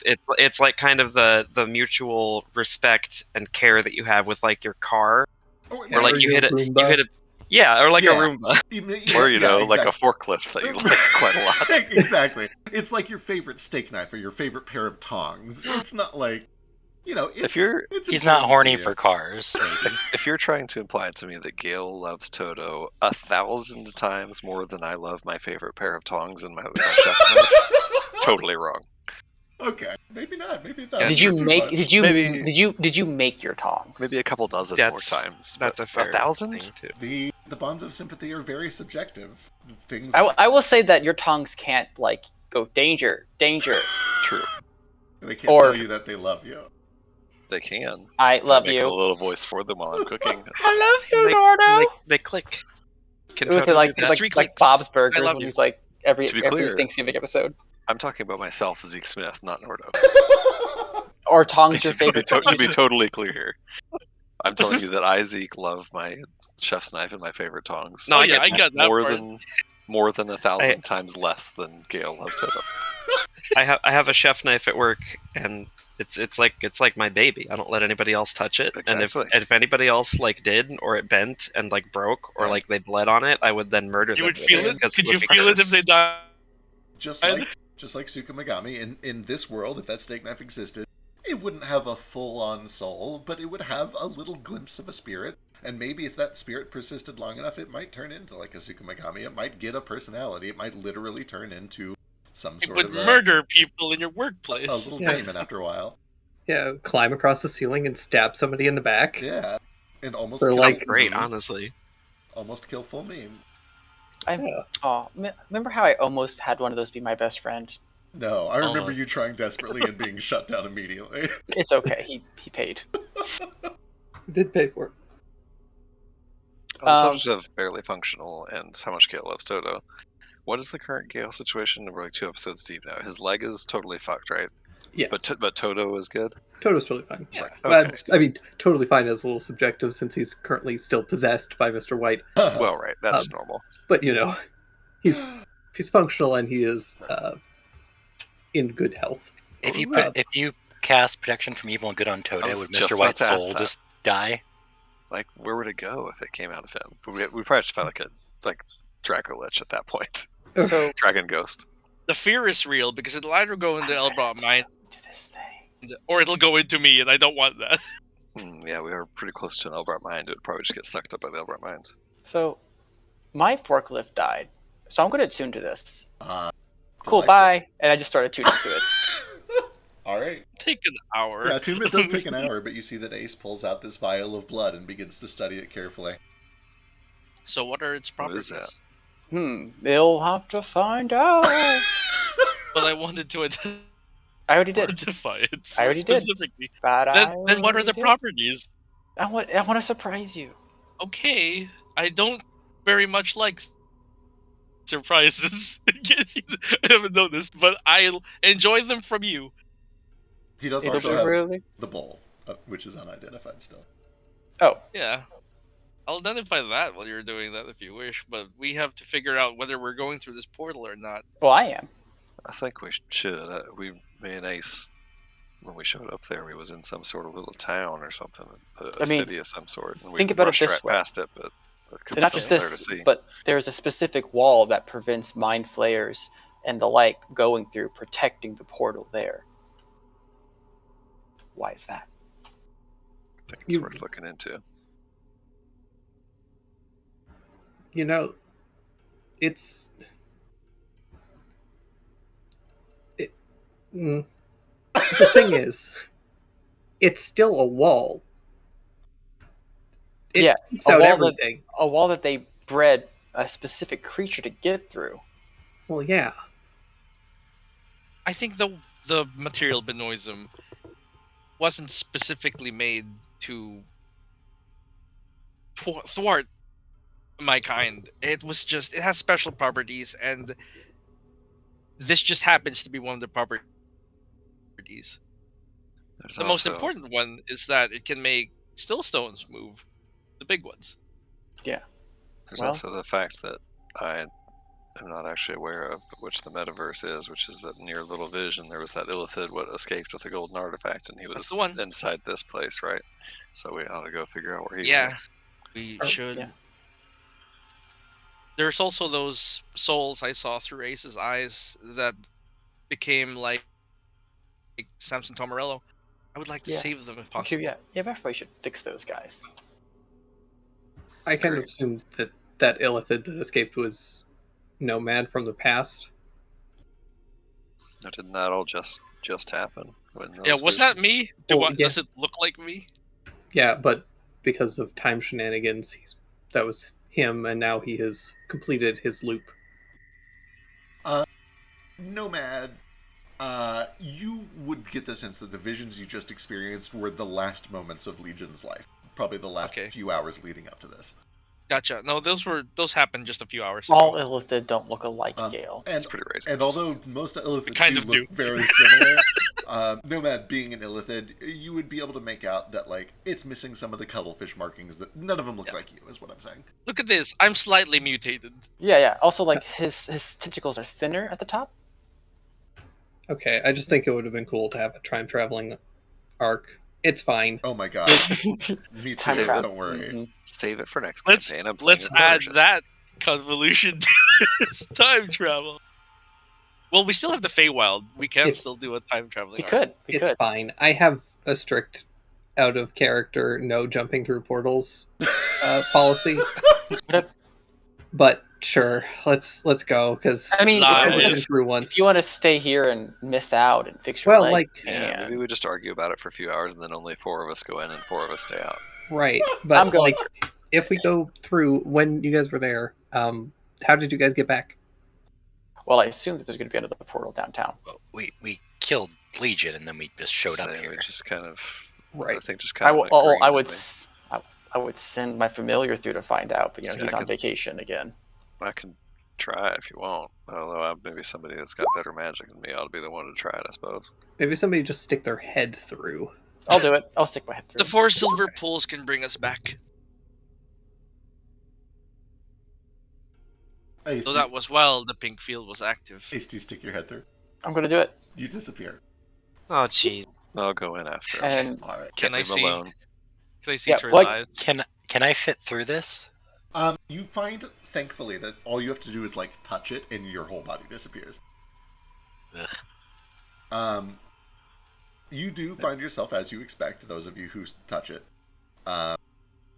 within this little town. And you do see that you emerge from some silvery pools.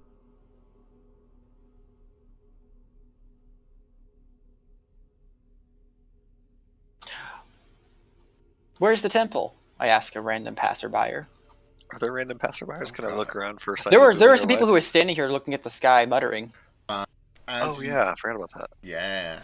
As you begin to approach the crowd that is kind of gathered against the northeast face to look out at look out over the crater, you find that much like an Mirage, they're kind of in a daze. They're stupefied. They're kind of babbling.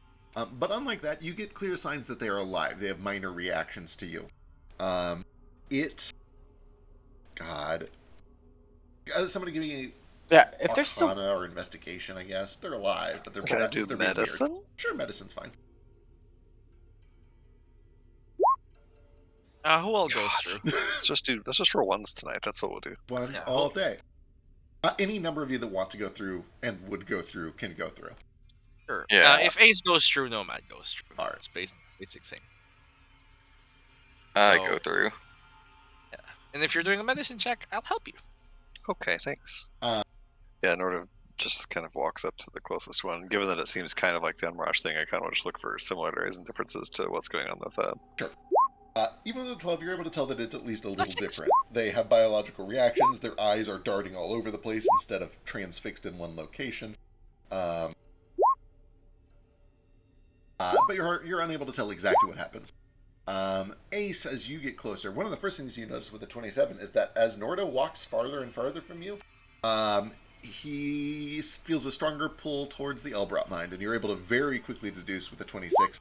You need to stay close to your friends. Something you're doing is keeping your friends safe. You have an aura Oh. about you. No, stay close to me. Oh. Friendship. Yeah, you're. Can you not feel it? Norda, you have good perception. You would feel that at times you feel almost like a strong wind or a gravity, like you felt when you did the rocketing thing. And it is less prevalent when you were near Ace. I do feel that, actually. It's strange. Well, hold on. We should probably let's head back to the portal and wait for the others in case Yeah, more sure. come through. Can I tell from this distance, is the Elbrot mind in here fixed like the one outside? Give me a perception check. I'll second that if I can. Sure. Both of you look out and are able to see that the massive cracks that had formed during the battle do appear to have been repaired. However, Moat, you're able to see kind of just floating through the sky are the scattered and dispersed souls of people who have touched the Crosswinds. Kind of broken down into their core components. There's bones, there's nerves, there's eyes, there's skin, there's ectoplasm. It looks like there has been a feeding frenzy in an aquarium, and the bits are just floating all over the place. It is a gruesome sight to behold. It is not pleasant. Nordo with the 26, you can see all of that, but you can also see that there is movement from within the Crosswinds. These Crosswinds drift very slowly over time, but they don't tend to move quickly. But you see places where it does. Little blips of energy that skitter like a spider along the weaves of these Crosswinds towards nearby souls, reach out with a couple of tendrils and pull them into the Crosswinds where they disappear. They remind you of a creature that you saw in Unmirage with the cultists, this spider-like creature made of pure energy. But there are dozens of them out there that seem to be collecting these broken souls and pulling them into the Crosswinds. Oh boy. And to clarify, they're picking up the pieces of the broken ones, or they're grabbing like new other souls that are just floating around and pulling them in? From this distance, it looks like they're mostly just grabbing the drifting flotsam. You're not able to see any that are pulling normal living souls. Although, you also don't see any normal living souls. Right. Okay. Do I see my mom? Point those out to everybody so everyone knows. Give me a perception check, yes. She made a pact, didn't 30. You don't see any signs of any normal living souls. You only see scattered bits. You don't recognize your mom's nervous system or bones, but it would be hard to say whether or not you could. Those. I assume that they're like written on her bones, just like It's like Andy. Ace's mom. Written on the Andy. Them Pinky things, what we saw in Mirage, the spider monsters, what was fighting with Uno and the other Ozymandias followers. They're out there, and it kind of points to some. They're eating up the soul bits like fish food. Yeah. Suspect maybe Ozymandias has got a hand in trying to gather up all these broken souls for something. It's hard to say. I'm going to do a thing. Excellent. What you doing? Okay. I am going to cast a 5th level spell. Ooh. And expend my last sorcery point on it to do an extended spell. And I'm going to summon I'm going to pull out my little box, pull out the little like artist doll thing, throw it to the ground, and it pops up into a big metal suit of armor. And I'm going to do a 5th level summon Construct Spirit. Hell yes. I am going to give it my Enlarge Reduce gun, and I'm going to send it into the portal with the command to go help my friends. Excellent. And I am not going to jump in there because I am very concerned about Mr. White's soul being in Toto currently, and I don't want that anywhere near the Elbrot Mind. But Dre... yeah. When does this... Yeah, so as you guys are looking around, those of you who are already in there do hear kind of a splash. And you look back towards the silvery pool that you guys presumably emerged from, and you do see that this construct emerges. I think you've seen Gale do this at least once before. You know that part of Rogue One where the robot's like, I'm here to help you, do not resist. I assume it does something like that. Something like that. And at the very least, it's holding his gun, so... Yeah, it's just like a big metal suit of armor, and it killed Gale, took his gun, and now it's coming after you guys. Yep. Some Terminator shit.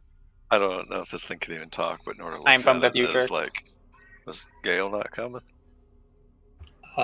Shakes its head. Oh, wait right here, Ace. I'll be right back. I guess he probably waits till there's someone else here to be with Ace, but after he is, Nordo will go back out through the. I step into the pool, assuming that it will take me back. All right, you step into the Let's pool find this out. and die.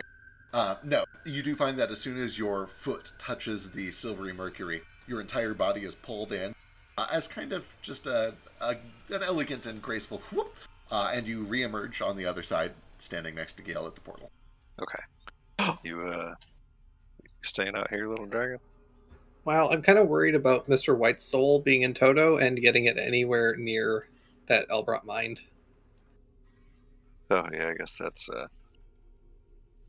could be a problem. Well, Yeah. Tin Man, I'll help you guys out. And I'll know if that spell drops, I'll know that you guys are in trouble and I can come in. well, I ain't totally sure we're out of the weeds out here yet either. So here, how about I leave something to help you out too, and Nordo will flick his bracelet that has one symbol for each of us. You know, flick the sort of like Gale crystal on it with a little wind, and there's kind of like a whoosh of mechanical clicking, and slowly forming out of magical energy comes Toe Point 2. Oh, sick. Just a perfect little copy of Toto appears. Aww. Says here he can A Toad too. figure maybe he You can too. look out for you while we're Two in squared. 2-2. Toto 2-2. Thanks. I guess he'll just stay by the door with me and Toto. We'll let you guys know if anything crazy happens with that thing, and I'll just like gesture over at the remaining robot. there. Sure, we'll. The guy what made this for me said it only lasts an hour, so we'll try to be quick. All right. Mine will last a little bit longer than that, but if I don't hear back from you guys in like 2 hours, I'll come in and look for you. Or assume you're dead. I'm not sure yet. Maybe I'll flip a coin. Well, if you do decide to assume that we're dead, good luck killing Ozadirith. I know you can do it. Thanks.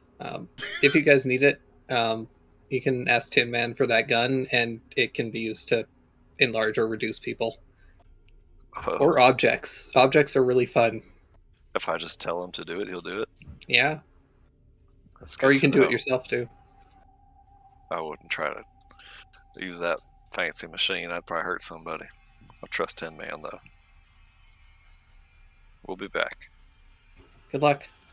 He'll just step into the portal. Alright, you reemerge, feeling at first this gravity until you reunite with Ace.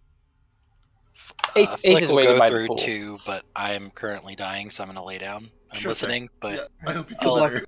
thanks. So, currently in this area is Moat, Nordo, Ace, and Nomad, and staying behind is Gale and Nick.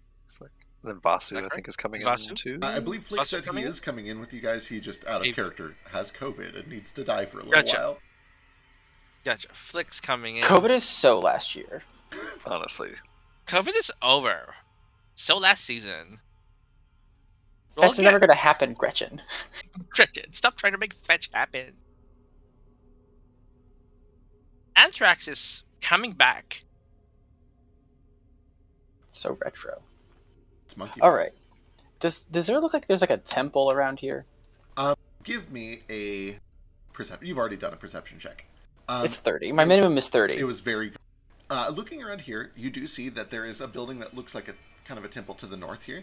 It looks pretty small, and it looks to be the same as a lot of the residences around. It's all kind of the same material. This like vaguely reddish stone that is sometimes covered with like a gray external layer. However, with a 30, you also do see, looking south towards the mountains in the distance, there is something older. There is a tall building poking up from the mountains. Ooh, that's what we want. Guys, we want to go there. should we maybe try talking to the locals first? Oh, they I don't know, look is there- look kind of out of it. Yeah, so I'm sorry, with my medicine check earlier, Right. do they seem like coherent at all? They appear stupefied, a little unresponsive. Every now and then one of them will snap out of it just long enough to say, what? What? Who are you? Is Coraline in that temple over there? In Undercommon, notably. I don't know if you speak. Oh, I speak Undercommon. Same. Are these just one point of clarification? Do they appear to be like people or souls? They appear to be people. They have physical corporeal bodies, just like you. Some of them have injuries. There are a few of them that appear to have kind of scuffs and like scratches. And they are all Kinku, Kobold, or Kuatoa. Okay. They're very little Sorry. compared to you. Sorry, Yeah. carry on. I will ask my question in Undercommon. Corlin. Who's Corlin? Yeah. That. And he kind of just like points down in this direction, kind of off Cool. towards the mountain range. You guys need help? Just fine. Just don't touch the crosswinds. Does it look like they're being affected by the crosswinds? Like the pool of the Elbart mind, or No, it does not. It appears that they are unaffected. does it look like they're all wearing anything matching, like matching bracelets or anything that like seems like they have like an item that they're using? Give me an investigation check.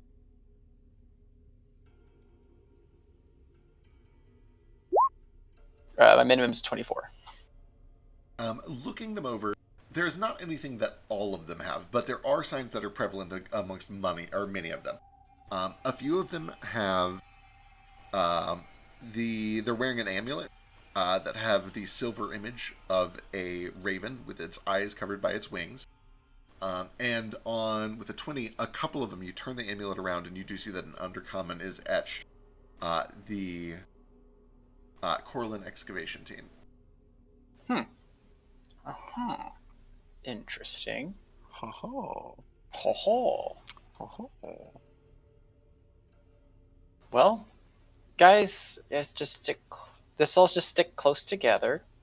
What is the distance that Norno needed to be close to me?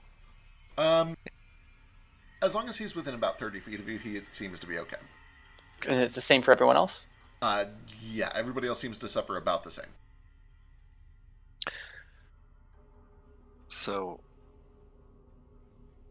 I both in and out of character have terrible long-term memory. It's been a long time since we talked about Corlon, Little Orc. This is The god who god, created a dead Kinku, god? Kobold, and Kuatoa, and then was all like, oops, I gave you guys too much of my power. Let me take some of that back and kind of cripple you guys. And then one of the gods was like, man, that's really messed up. I'm going to punish you. And then lock them up or something. Kind of like that. And you think this is where she's locked up? I think so. It seems Do to you- kind of track. Do you want to break her out of the clank? It seems like maybe she wronged you and your I don't people. I don't know. I don't know. I feel like a draw, I guess. Yeah. It seems. Can't hurt to, I guess, look into it, see what's there. Yes, let's see the face of a god who made mistakes. You feeling a little better, Nomad? You sound a little more like yourself all of a sudden.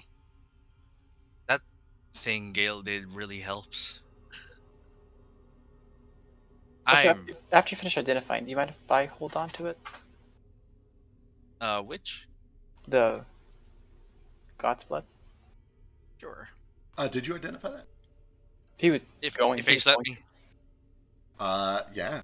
When you finish identifying it, you discover that it appears to be very old, very weary. Its strength is connected to the strength of the god that it came from. A bowl of Corlin's blood. Oh shit. Let's Ace hold on to it. You would Probably learn, strongest in stress. You would learn with identification that consuming it would have some regenerative properties that would normally be much stronger, if not for the fact that Corlin is effectively a dead god. You would know that at its peak, if this was from a living, active, fully powered god, this would be a world-changing thing that you've just stumbled upon. And even in its current state, still incredibly powerful. You would know that this is something similar to what Ozymandias has been looking for as part of his ritual. Although it's unclear if this blood is fresh enough that it would work. Yeah. But yeah, you have a bowl of Corlin's blood. Yeah, he just hands it back. It's like, this is indeed God's blood, but it's not fresh, not from a Yeah. living God Well, or one with full still power. living, I guess. We'll hold Exists, on to yes. that now. As long as I know that this is not enough for Ozodur's needs, but we should keep it away from him anyway. Like he looks up at the Crosswinds, which is like really close. Give me a perception check. Me specifically.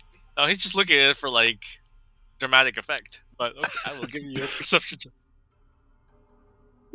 It's asking you to roll for dramatic effect. You Roll for dramatic effect. That would be How, charisma. how and then- dramatic is this? oh, you want to be performance? It is not. It's I exactly think it's. a I think it's snowman. more how dramatic is what you see. You look up towards the Crosswinds for dramatic effect to drive home the point that this is something that Ozymandias might want, that he might be wanting to take it from me, that he might be watching to steal. And for dramatic effect, you see a pair of beady, bright green dots looking back at you from within the Crosswind. And when it locks eyes with you, it pulls back, it disappears. I'm closer than you are, bitch.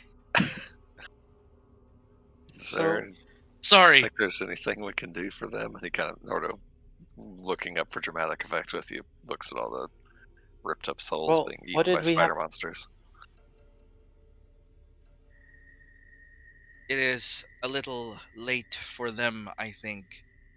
If we collect the dregs of what remains, they will be mangled upon becoming whole again, I think. Does this seem right, Feck? Just we were able to put Samson Tomarolo back together. Yeah. He was also a phoenix. I don't know if that really played a part in it. And also, that either. was one versus a lot of them. How many would you say? There was a lot. Like, you remember when he like pow and like Ace like Yeah. smack? Yeah, a lot of them flew out and hit the Crosswinds. Yeah. Yeah, it was quite a few. If we can collect all of them, we might be able to save some of them at least. Yeah. Maybe We also should gotta try. run in. We're also gonna run into the likelihood of getting attacked by all those Yeah. spiders. And But how the many? problem There's is a lot of those them. spiders, yeah. maybe We'll go- Ozymandias is keeping them somewhere. Maybe they're Yeah. not eating them or collecting them. I'm wondering if they have anything to do with Ozymandias, or if they're just a byproduct of the Crosswinds. Right. It seems like a And bit of a Ozymandias might just be. coincidence because He could just be taking advantage of something that already exists. maybe, but the Ozymandias' cult was using these things back in Unmirage, and the Using Crosswinds weren't them. even there. But yeah, well, the thread was there, and thread, spiders. Yeah. The Weaving. thread is here now with us. So I'm thinking that maybe they're the keepers of the Crosswinds, and with them broken, Ozymandias is just taking advantage of them. I don't know. Yeah. Yeah, but we just seen them big green eyes up there for dramatic effect. That makes me think probably Ozymandias. Well, we also did talk about some. Also, Yeah. my forklift's way over there, and at some point before we leave, I do want to get some of it. We can collect its pieces. Moat and Vasu, what do you feel in this realm? Both have different senses. Yeah, I'll divine sense in here and see if I get anything funky. You find. Oh boy, the range on that is 60 feet? Yeah, 60 feet. It's not that long, but if anything here is, well, and 60 feet is consecrated, I get that. You would discover that nothing within. Well, hang on, double checking. Where is this thing located?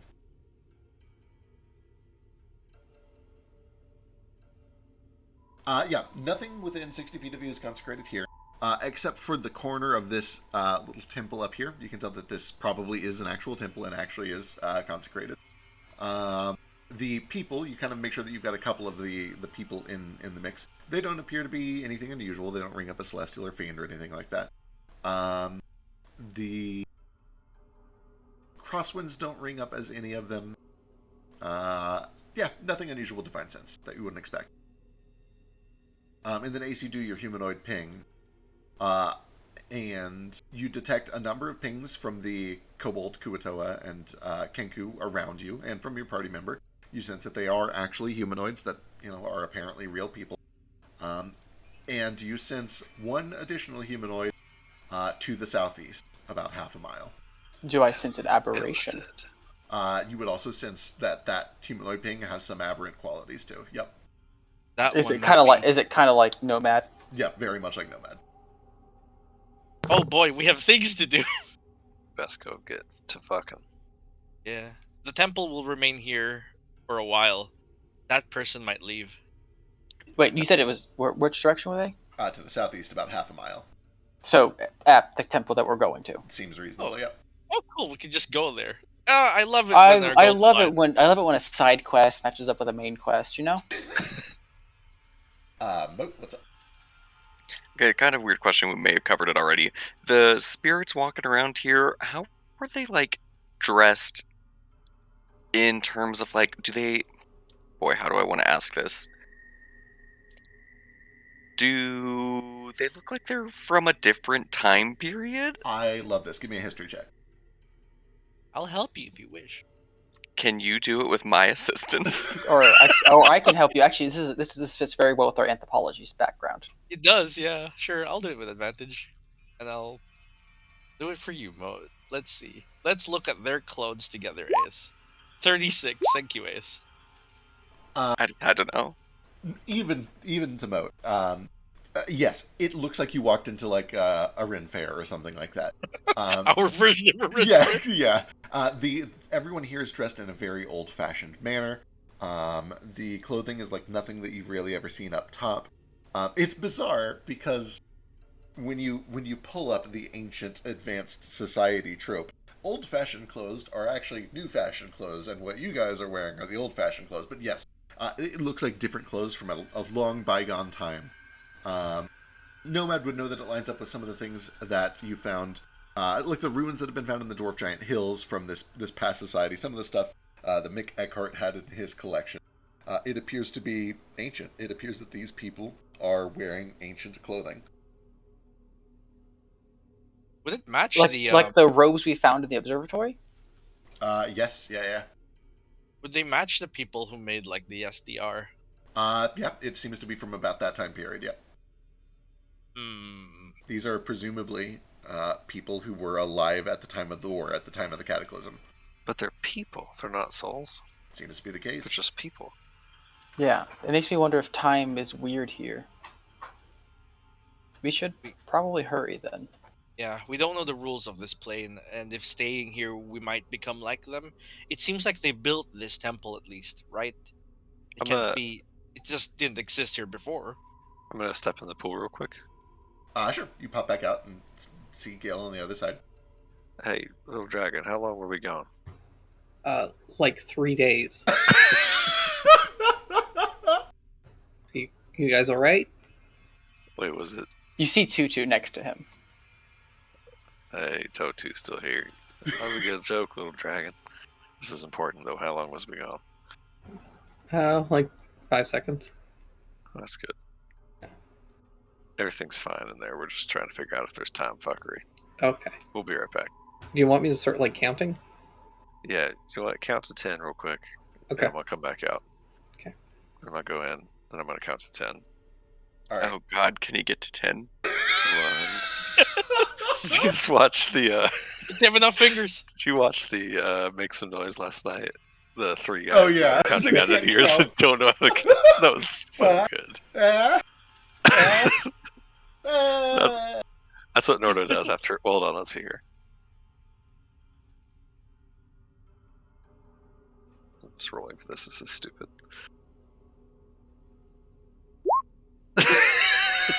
Perfect. I would say you could at least count how many party members we have. Yeah, Nordo, he can count his fingers, but he's a turtle, so I assume they only have 3 on each hand. So he gets to 8, and then he's like, then the 9? next, I'm going back. He gets back at about 9.5. Excellent. Is he counting out loud? He stops I'm- counting out loud at 8. How much do I get to? Okay, I'm. It lines up about the same. It's like 10 or 11 seconds. Also, the Tin Man immediately bolts for the Elbrot Mind.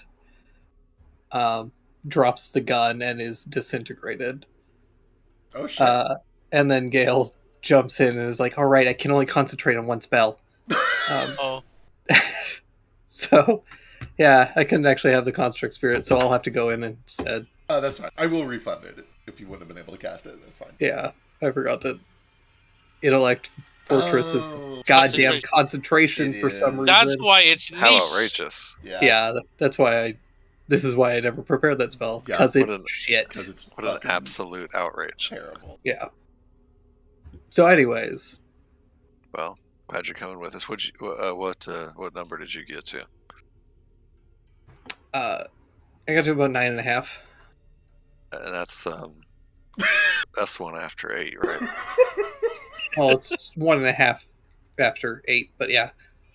All right. I think if there's any time fuckery, it's pretty minor. Yeah. Can you carry me? Make sure you course. stay close to me. Yeah, I'll sort of grab Gale and put him up over over one shoulder, like sitting on my right shoulder like a child. So then I sort was of- curious, and I looked up how many claws turtles have, and apparently it's 5. Oh well, there we Yeah. have it. You could probably count to 10 then. Murder lost 2 of them on each hand. Oh, Yeah, presumably at some point he's lost some That fingers. makes- I think to realize, oh wow, he's lost fingers. Yeah, no, huck Gale up on one shoulder and be like, "Come on, Totu." Everyone will walk through the portal. To be clear, you brought Toto in and not Toto. Where's Toto staying? Toto's gonna stay outside. All right. Oh, I guess I'll leave Totu with Toto. We'll bring Totu, that way you have somebody to play with. Totu Wait. will come with us. I will say, just because it's kind of funny and kind of cute, I'll let you. Well, how does this normally work? Do you command it with a bonus action? I think that's how the new summon spells typically work. The summon let's spells see. don't require an action. It's a bonus action to No, command them. it's no Creature action is an required. ally to you and your commands. Creature shares your takes a turn to be choose. Obeys your commands, no action required. Okay, excellent, cool. I will say So, that yeah. if you had any special features that you could use with Toto, you could try to use them with this replacement, like your weird arcane jolt or whatever. Cool. The Chihuahua version. So you got Totu. You got Totu just for like shakes. 56 minutes. Yep. It's not concentration, is it? It's not. Cool. Up it is. Up to 1 hour. Yeah. Also, The cool guys, thing like is- we flew from here all the way over there, and like that, guys, it was insane. I've never seen anything move so fast. I saw that was crazy. Yeah, it was pretty fucking horrifying, but also pretty cool. Yeah. I missed the part where the forklift got destroyed. I don't know how that happened. You Yeah. hit it, So I Well, it got happened very fast. so pretty much it was starting to pull on. Oh man, Fred, that was his name, right? Frank. I feel like you know the name of your favorite item. No. The frog guy.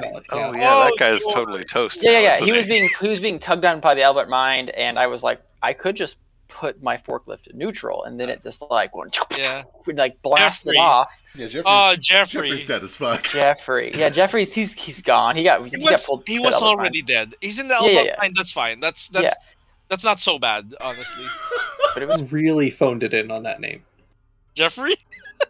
Jeff Fred. I was Hey, close. At least Jeffrey you the didn't frog. At least you didn't name a satyr drug dealer Cletus. Did you name a satyr during Cletus? I Oh plead the God, fifth. there were so many drug dealers that episode. It's hard to make up that many drug dealer names all at once. But sometimes your grandson's just got some drug empire. I can't wait.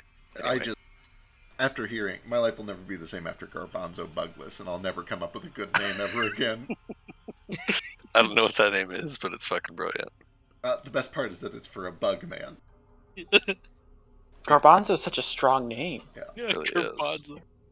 He lives in the garbage, so. My name's Garbanzo. My friends call me Chick. Garbanzo. All right, so we want to start heading that way, guys, right? Yeah. All right. So How long does it look like it's going to take us to walk there? Like 10 minutes. Huh. if we jog, it might be. Well, I okay. was just hoping to finish tuning to this. That's going to be fine. Oh, that's fair. For what it's place, this place seems peaceful. You could potentially spend an hour tuning if you wanted first. Yeah, but Totu's gonna disappear in 52 minutes, so This is true, and we also like hound down that Mind Flayer Man guy, who's probably just like hiding or something, or doing something nefarious. It's really hard to say. It's just that according to Nomad's vision, there's something really important in that temple that Legion was really excited about. Yeah, Now it's there's just Coralin. this single Illithid that's now going there to do it instead. Yeah, so I guess we should probably hurry. Yeah. We should go try and stop him, if any. Yeah. Away we go. You guys begin to head over that direction. The travel is pretty uneventful. You guys do find that these crosswinds are a bit of a nuisance. They have to be navigated. And occasionally there's a gust of this bizarre solar wind that kind of pulls at you. But you do find that staying near Ace helps resist that. It becomes clear to almost all of you, even if you haven't really interfaced with this before, Ace is clearly channeling some sort of bizarre magic. It's hard to say exactly what he's doing. You guys have, I believe, come up with some suspicions, but he is exerting some degree of an aura on all of you that protects you from the pull of these crosswinds. Wow, guys. Oh, so it is. So to be clear, that's Ace specifically. It does seem to be Ace specifically. Wow, guys, this is what it must feel to be special. How? It's fascinating. I thought that was just you had to be close to somebody. No, another it's me. living person. Maybe that's how I was able to be like, Mom, and then like grabbed her. Yeah, I meant to ask you about that because I tried to do some magic about it and didn't do shit. I don't think. Well, I It might be the technically, key. I think technically, commandos don't work on undead. Didn't she? Was technically is a ghost? Is a spirit undead? Is it technically dead? absolutely. Ghosts are undead. Yeah. Well, what is? Well, but she's not a ghost. She's like a spirit from the beyond. Yeah. So is a soul undead? Yes, in this system I would say yes. Hmm. I know that there's like technically no necromancy involved, but like anytime you're dealing with a body or a soul that is no longer connected to its mortal body, it's kind of considered undead. Or a body without a soul. Right. True. Maybe this is what it means to be the keeper. I guess that would make sense. This also means I can touch the crossbones, right? Don't. I'm No. I'm joking. Just in case. Oh yeah, on that note, Nomad, give me a d20. D20 Yeah. for what? See if you get lucky. 11. Cool. It's above 10. Nothing happens. Okay. As you guys are walking over, Moat, what's up? Don't like that. All right, as we're walking out of the city, I'm darting around looking for something, and I'm trying to find a souvenir stand. Give me either perception or investigation. Either one's fine. If you need help, I'll take all the help I can get. I will help you find a souvenir. Is this for your sister? I love shit, man. You know what? I got you. 30? As you guys both look around and kind of just try to get a sense for where you can find a cool souvenir, you notice a couple of strange things about this little town that you found yourself in. There is, far to the northwest, a garden where you can see some plants growing. There is a fountain in the middle of this, which does appear to have just regular-ass water instead of the weird silver mercury stuff. But apart from that, how do I put this? You don't find any signs or buildings that indicates that anyone here does anything that is like work. There's no blacksmith, there are no farmers, there are no tailors, there are no day-to-day chores. What you see are residences, and occasionally signs of artistic endeavors. You find sculptures, you find paintings, you find musical instruments, and you see the temple in the distance. The vibe that both of you are getting is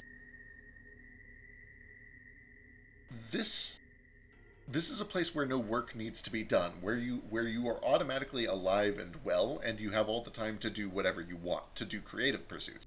And the result is, there's a lot of cool souvenirs that you could take. It's probably looting. None of them are at, like, market stalls. You don't see any sign of a market. There's no indication that money was used in this society at all. It looks like a commune of sorts.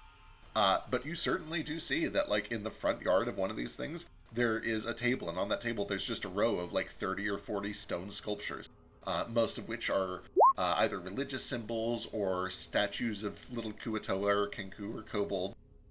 You see painting. You do see that there is one kind of nice stone sculpture of a raven that has its wings spread in glory. and it seems to be casting down these rays of light to a bunch of worshippers. It's kind of up to you. You can take whatever you want. There's all sorts of cool trinkets that you can nab. Okay, cool. So I'm looking over all this, wildly impressive art that these people have spent their whole lives working on. And over Rari's, I connect to everybody and say, the last person we pass, I'm going to snag the hat off their head, and you guys need to be ready to run. Okay. Understood. I just say over Rari's, you're a paladin. Not to this god. I'm an Oath of the Souvenir Shop paladin. I want that There's paladin no archetype. stores. This is a village. It's not a dungeon. Why are we looting? Well, it's not really Why are you looting. It's looting? I need something from here. I'm gonna take a hat. You guys can either run or you can't. Maybe we could just ask them if they'd be willing to like trade some stuff. We don't I have guess that's time. also fair. You can try. But we're in a hurry. Here. Can I try? I'm really bad at this. Sure. Do you... I say this to Moat. Yeah, you get to the edge of the town, and you do see that there is, like, a pair of Kenku... Or, sorry, no, it's funnier for the kobolds. Kobolds with a hat is funny. There's a pair of kobolds, and one of them has a hat that looks kind of like, God, it looks like religious garb, right? Like, these people all appear like monks or like, religious folks. So it's kind of this tall hat that comes to a point at the top, almost like the Pope's hat, but a little bit shorter. And then it's got a wide brim on the front and on the back that kind of both fold down a little over its eyes and then down the back like a mullet. It's a weird looking hat that this kobold is wearing. It's very funny. It's goofy. And like the others, it's kind of just like in a daze, in a stupefied, trance. Yeah, go ask him for his hat. Okay. Hey. Uh-huh. So I'm like the keeper and the dragon. Can I have your hat?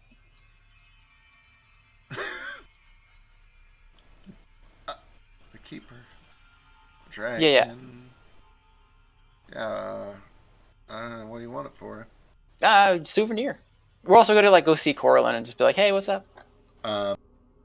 Give me a luck check and a persuasion check. Cool. Just seems to okay. Oh, persuasion. I'm actually proficient in this. Look at that.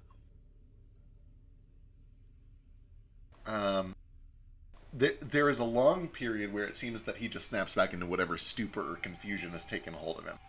But eventually he kind of like blinks his eyes a couple and he looks back and is like, hey man, for the dragon bloods. Yeah. And he starts like reach up and takes his hat off. Do what you gotta do, man. Dragon's blood. No, huh. What do you mean by that? You got it? Well, no, I mean like the mural. It said like the dragon. Yeah, the mural. Dragon's blood in the mural. Oh, Well, this actually ruins a lot of things. God damn it. Oh man. He looks a little distraught. He just kind of hangs his head as he walks over to Moat and hands you the hat. I didn't want to have the dragon's blood. I jump up and down for joy and put the hat on. You seem a little sad. Because this blood. It's like, if you have the dragon's blood, it only works for 8 hours. I've heard lots of things that are only supposed to work for 8 hours. We're pretty good at breaking the rules around here. Yeah, I know, but it's like the item's not going to be I can only be attuned to it for 8 hours if I have dragon's blood. We have a dragon. No. If I don't have dragon's blood, I can stay attuned for it for longer. But if I have dragon's blood, it's like 8 hours, and then after that, you can't be a. You got that flipped.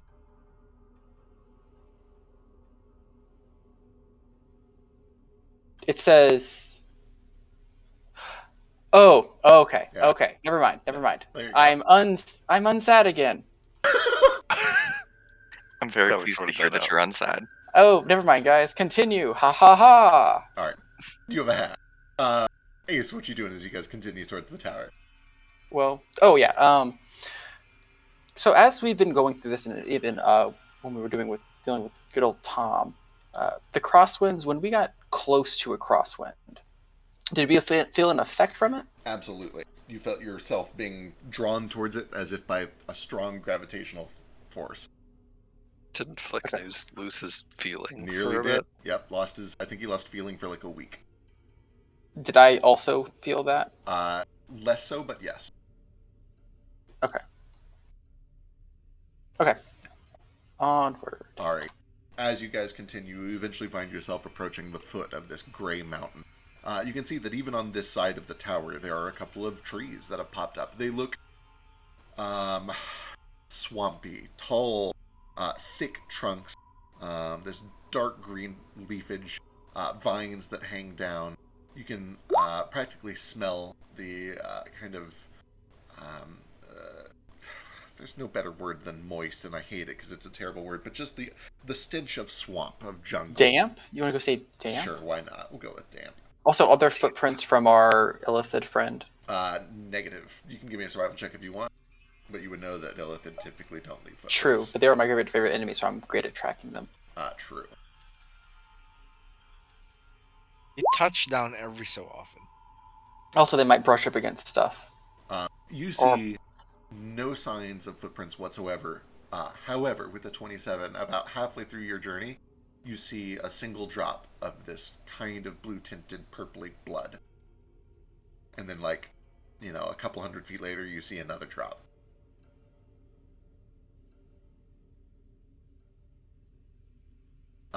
And that continues to lead towards this tower until eventually you come within a couple 100 feet of the base. Norda, what are you doing as you guys approach? This is just a really minor thing, and maybe just gee whiz. Do I see any at all living beasts here, critters? Give me a perception check. Just kind of curious if they persist into the afterlife.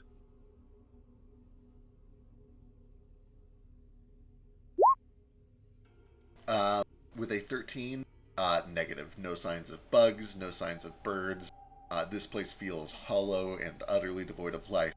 Until you reach these trees at the bottom of the tower. Even they feel starkly out of place. You do see that moss is growing on the sides of them, which is unusual. The tower itself has vines kind of creeping up its side.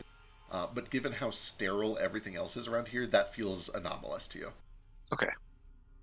Ace, yeah, what's up? My last thing. Sure. So I get the feeling that we're in the ethereal plane. Does my true sight show through to the actual plane that we're on? Boy. And if so, are we on the moon? Boy. Great questions. Hang on, let me check. So, true side.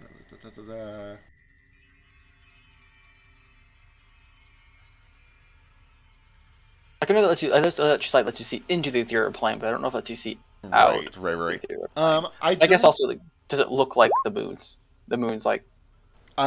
You have literally been on the moon, and there are some very stark differences. First of all, the dust here is not sharp. You're not getting cuts all over your feet as you walk. It appears to be stone. It's flat. It's smooth.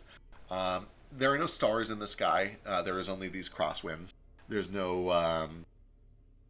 You get the sense that you're in an entirely different plane of sorts, not just on the moon. I guess I meant more like, are we like on the ethereal plane of the moon? But I see. That's a reasonable question. There are tall. Well, they're kind of were on. These mountains are much taller than anything you saw on the moon. With that said, I don't think there's any reason to believe that Ace would think the entire moon is the same all over, just like the Earth isn't the same all over. God, I mean, this is an intelligence check of some sort. I guess you can sell me on something if you have a proficiency that's relevant. Otherwise, just give me like an intelligence check.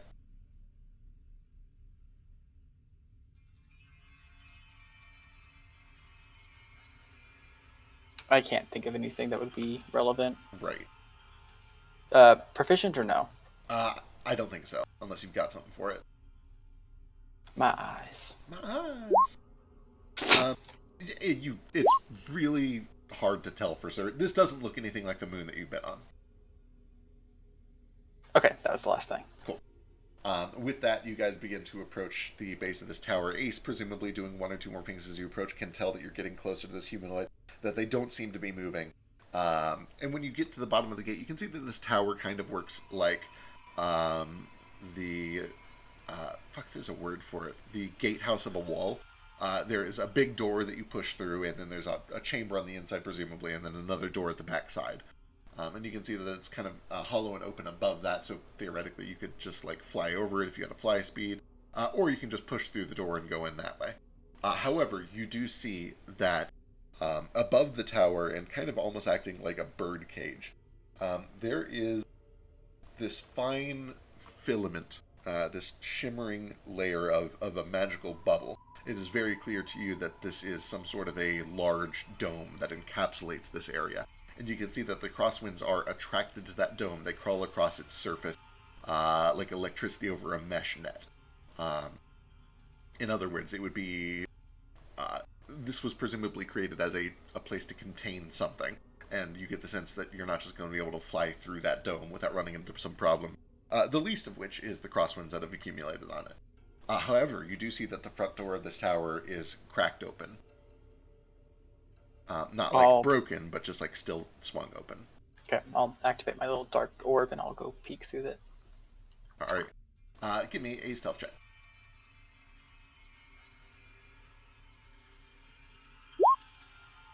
You 26 is my minimum.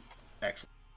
You tiptoe up to the open door, activating a orb of darkness, poke your head around the corner, and as you take a peek inside, you can see that slumped against the interior wall of this gatehouse, there is a tall illithid, easily 3 or 4 feet taller than Nomad, tentacles that go almost all the way down to its knees, dressed in these fine black raiments, injured tremendously. One of his arms appears to be completely severed.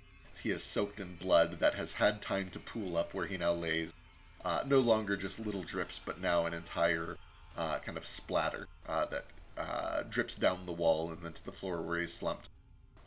Alive, barely, not in great shape, and clutching with his good arm a golden orb about the size of a softball, clutching that kind of tight to his chest. Are we gonna try talking to him, guys, or? He's a Nolitharid? Yeah, that seems to be the idea. Hey, what? Oh, then he's a higher form of Mind Flayer. Yeah. What do I know about those? Is he alive? I believe you've done this check. You would just know they are very powerful, kind of advanced forms of an illithid. They are closer to perfection. They're on their way towards possibly eventually being merged with an Elbrot mind. They are lieutenants. It's very likely that this thing was very high within the hive. Yeah, that means it has the ability to telepathically communicate with us from miles, or well, almost a mile. I can't recall. But so we can talk to it from here. Greetings, be not afraid. And yet, Nomad, we are. I understand. Like now, mostly to find out what that orb is, mostly to find what's in the temple. You've fallen for the same lure that the Legion did. It will be your undoing, you know that. I don't deign to know everything. For all the things I do know, there are many still I don't. And that's something that connects everyone together. I don't know what you were thinking.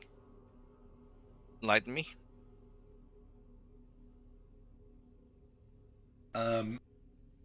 There is a pause as if it's trying to consider whether it is even safe to be talking to you.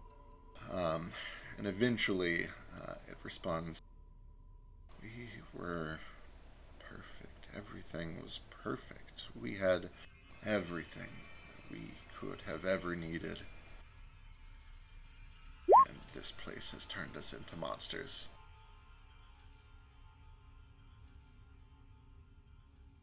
What is your definition of a monster? Irrationality, feelings, individuality,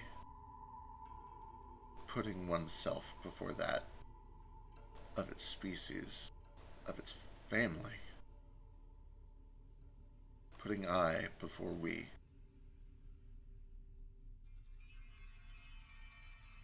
This place is a poison, and you are not immune to it.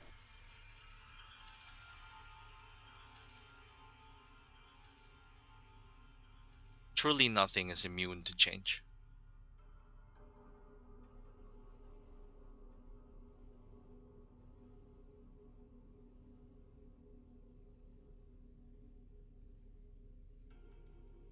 You're injured.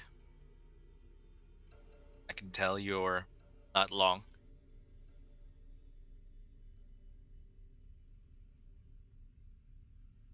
Why have you taken that? It depends. Do I get the sense that Legion killed everyone else? Sir, from the memories, it is very clear he psychically killed a lot of people in the hive. Enough of them survived. Not everyone. Not everyone, correct, yeah.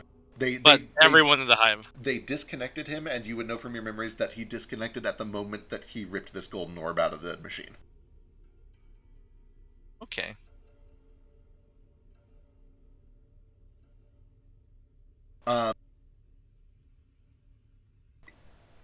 Do you respond? He responded with, "It depends." Shit, what was my question to it depends? He asked if you've come to kill him, and I believe you said it depends. Yeah, it depends. How truly rational are you? I am listening. Is it rational to stick to what will kill you instead of to adapt, become stronger than you are?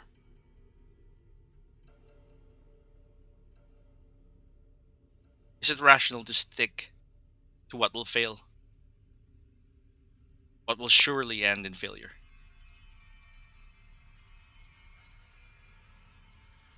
Or grow? Become more than Legion? Become an individual? Surely different, surely flawed, but new and alive. Give me a persuasion check. Let's see. I didn't have a bonus action to give myself perception. Proficiency in it? Or do I? Yeah, you could have done it as your. I mean, if you commit to it, you could do it before you make the check. Yeah. I'm trying to convince someone. Yeah, that makes sense. Okay. 10. These never mattered. There is on this planet a wasp, a bug, that lays its eggs in the brain and the back of other animals. Animals as large as cats, squirrels. And when those wasps hatch from their egg, they burrow into the root of the animal's brain and they take control of it. And in that state, the animal is filled with rage, strength, adrenaline, power, stronger than it ever would have been without that parasite. But in the end, it dies and the parasite lives. And I will not let you do that to what survives of our hive. Ace, you see this illithid groaning, creaking, barely able to move, lifts up the golden orb in the one good hand and bashes it against the stone wall behind him. What do you do? One moment.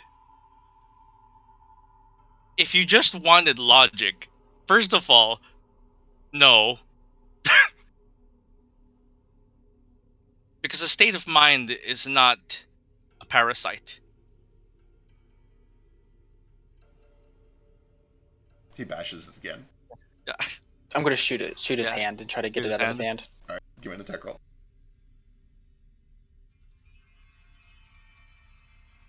You're good at these. He can't see you. This disarm check cannot fail.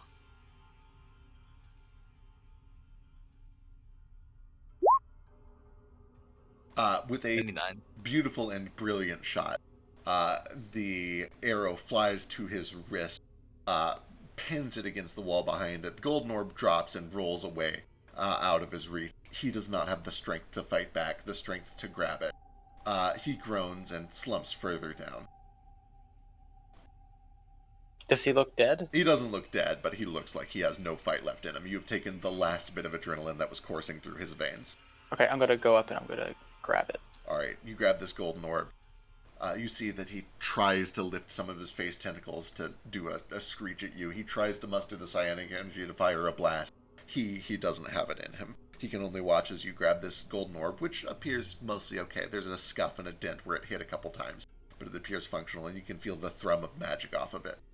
So Does he look like, is he like a buff old man, or is he just like is he just scrawny? He looks tall and built. He looks like a monster that would be very good at basketball. You've never seen Dragon Ball or Dragon Ball Z, have you? Nah, I haven't. So Master Roshi's like the old pervy man, but like when he wants to, he could just like turn into like a super ripped old man. Dad bod illithid. Oh boy. Stop. Why did you wake up for that? I've been awake this whole time. I was gonna say, I think He's been. Where are you? Yeah. I asked you a Yeah. question earlier. Did you? Yes. Oh, I guess you just I thought- don't pay attention. No, I We remember talked about tongs and knives earlier. Yeah, he was Yeah. into that. you asked. I remember you asked if I saw anything, and Yeah. I imagined that I saw pretty much exactly what Moat saw, and that even if I did, it's like, oh, fucking everything here is magical, dog. I was thinking of more like on the from the eyes of the locusts. Oh, okay.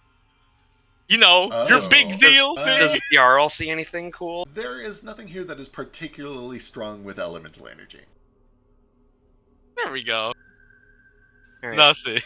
Isn't So it this sad? place is devoid of elemental energy, or just not very I strong. mean, devoid is a strong word. Vasu can control the elements here. He can make fire. Just not. It's not like supernaturally strong. Bjarl doesn't have any weird connections or visions. Isn't it sad how I finally get my little force thingy, and there's just Yeah, look, no it's a other leap. enemy around? If you want to, you No can make meds it go here. hit him in the head and kill him. No, it already hit him. It has to be a different creature. That's the Yeah. rules. True. The rules are very important. I'm gonna If you try. don't have rules, what are we? I agree. All right. Nomad, what do you do? Yeah, Nomad trudges forward. The wasp lays an egg What? in the bodies that will feed its young. And you're mistaken. We are the wasps. We are the ones who feed on others, who turn them into us. This is the next step in that evolution. You just don't see it. And that's fine. The world is full of people who will refuse to see.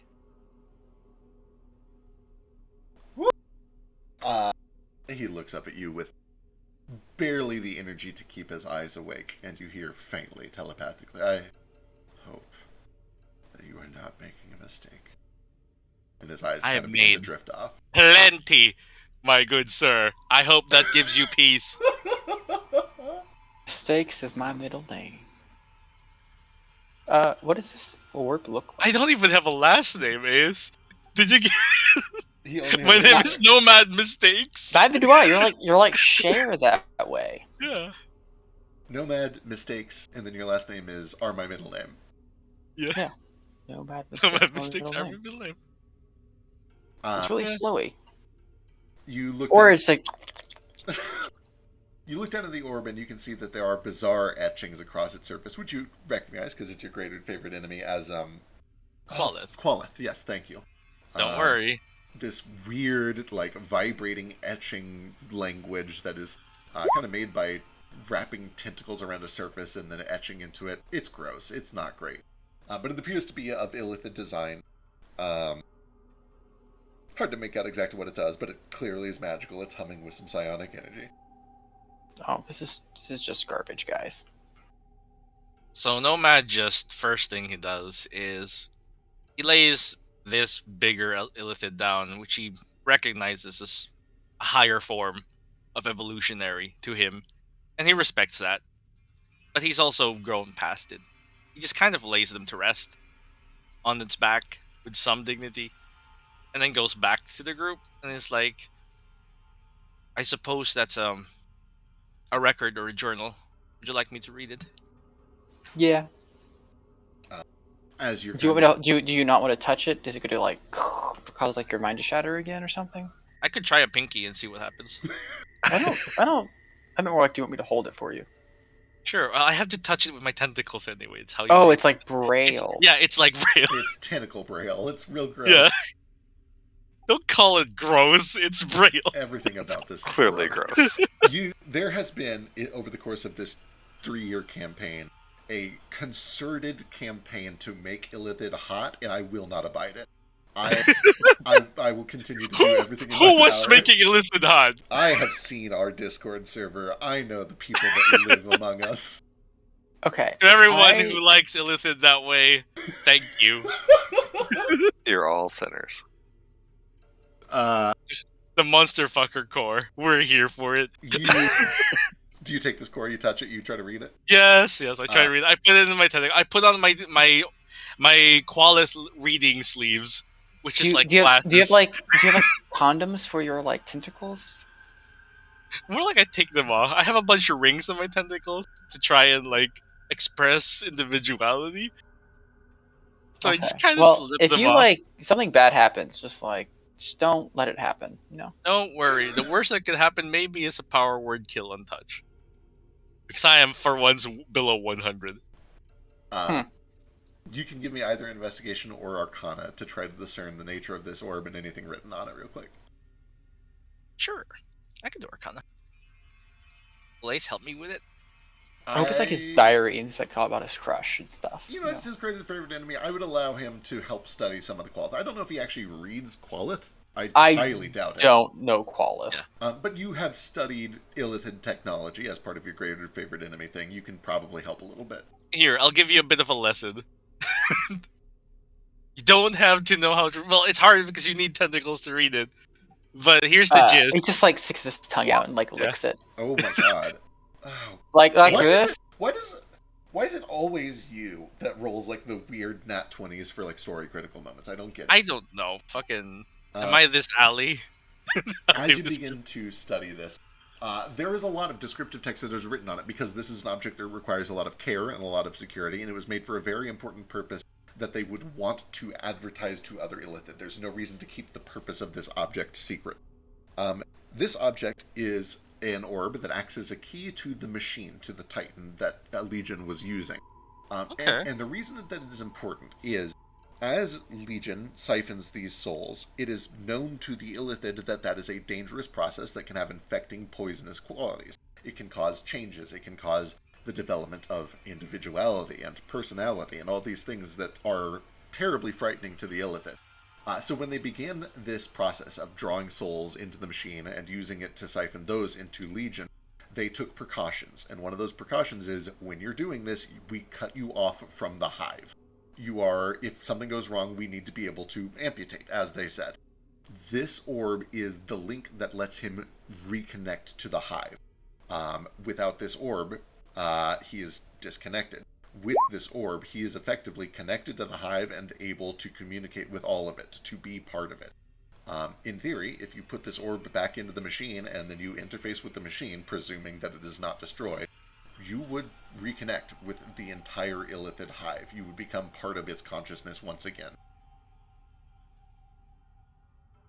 Does that mean I infect the rest of the hive? It is not entirely clear. It would probably come down to a comparison of your force of will versus the rest of the entire hive. Is it a charisma check? Then fuck that. With your natural 20, you suspect that even with all of the power and might that you've accumulated, Legion was eventually cut off from it. You imagine that you would eventually be defeated and cut off from it as well. Wasn't he cut off in like a physical sense? Like someone took the orb? True. That's fair. He was doing and not in like they were like, nah, bro, we don't want any of your Jesus. You know, with the nat 20, you've gotten pretty strong. Maybe. Has my charisma? It hasn't. If it's an intellect roll, like it's intended to be for mind flayers, I will absolutely roll. Because my charisma is abysmal. Right. You get the sense that there's a little of both. There is both a psionic exertion of force, and then also because a lot of your power is drawn. Oh, how do I put this? The interactions that you've had with these souls are part of what have given you 20 levels of wizard. Before all that, you were just an illithid. You're just a mind flayer. You're a man like everyone else. And one mind flayer would have a hard time overpowering the rest of the entire hive. With all of the new power you've accumulated, sure, maybe. Definitely seems possible. What about Moat? Could Moat overpower them? Yeah, could Moat do it?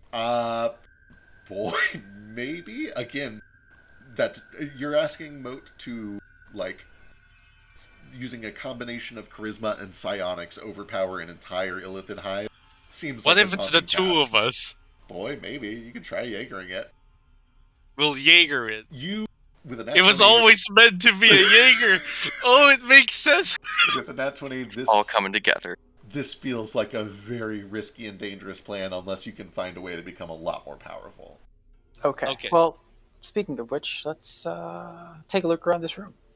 Alright, taking a look around in this room, it appears not super interesting. It is like just a gatehouse. It is basically empty. There are inscriptions and murals along the wall of Kenku, Kuatoa, and Kobold, who they kind of depict the series of events that you've come to be familiar with. They are created by Corlin, who is represented as the image of just a large raven. They worship it. He abandons them. He comes back and begins drawing power back from them. You see lots of dead Kuatoa and Kobolds and Kenku. And then you see two larger figures come up behind Corlin and draw the power from him. Those two figures are represented by symbols, one of which is a bizarre crystalline figure, like a crystal that takes on an almost angel-like form that looks like quartz or bismuth or just lots of different minerals that take on a form that looks like a being. And the other one looks like 5 rings, like the holy symbol of Aedra that you guys have become very familiar with. Yep. And the crystal thing. Yep, and then in the final mural, you see that those two symbols are kind of looming over a dome with a tower and a wall in front of it. This place, the place that you're currently standing on, and that mural is directly above the door that leads into this place. Who's that crystal guy? Guys. Should we check it out? Should I roll religion? Sure, give me religion. Figure out. Pretty easy. I think you guys have run into this before, but we'll find out. I don't know, man. I lost my tab for a moment. Here we go. I'll help him if he needs it, but he's probably fine on his own. I was saying, Moat almost certainly knows this one too. Yeah, Moat, who is he? This is Sayra. She's one of the major gods. She's the god of life. She's often represented Sarah? Sayra? Sayra. We've heard that before, actually. Yeah, the temple outside of this place was to her also. Yeah. Oh, it makes sense. You imagine that she was one of the gods responsible for imprisoning Corlin for his crimes against humanity. And his kids. And his kids. It's like they're like child services. Kind of. It's like if your dad went out to get cigarettes, disappeared for 50 years, came back and asked you for money. And then his siblings came and just like locked him up in a building. And were like, you know what, guys, you guys are just free to just take care of yourselves. Good luck. Do what you. Mo would honestly be very familiar. Like, this is exactly what Aedra's domain is maintaining balance and making sure that gods don't go crazy and do stupid things. Yeah, that seems to track. Well, let's go say hi. It's kind of like timeout, but for deities. Yeah. Except, this is slowly killing him. Doesn't timeout slowly kill us all? Alright, do you push through the door? Yeah. Alright, as you do, it is like you're entering an entirely new realm. Behind you, there is bleak gray. Ahead of you, there is a jungle, a swampy jungle. It is filled to the brim with these enormous trees that have vines that hang down for sometimes hundreds of feet. There is, even with all of this, no sign of life immediately in here. You don't see animals, you don't see birds or bugs. But you do see that it dips down into kind of a basin. The center of this basin, there is a stone temple overgrown with moss and vines.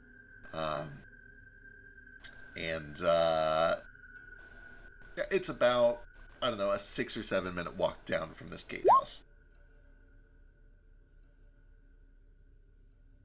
Yeah, let's keep. Does it look dangerous? Does it look like there's like any animals? Because there's So clearly plants. It certainly looks spooky. I guess you can give me perception checks as you begin to make your way down towards the temple. God. 30.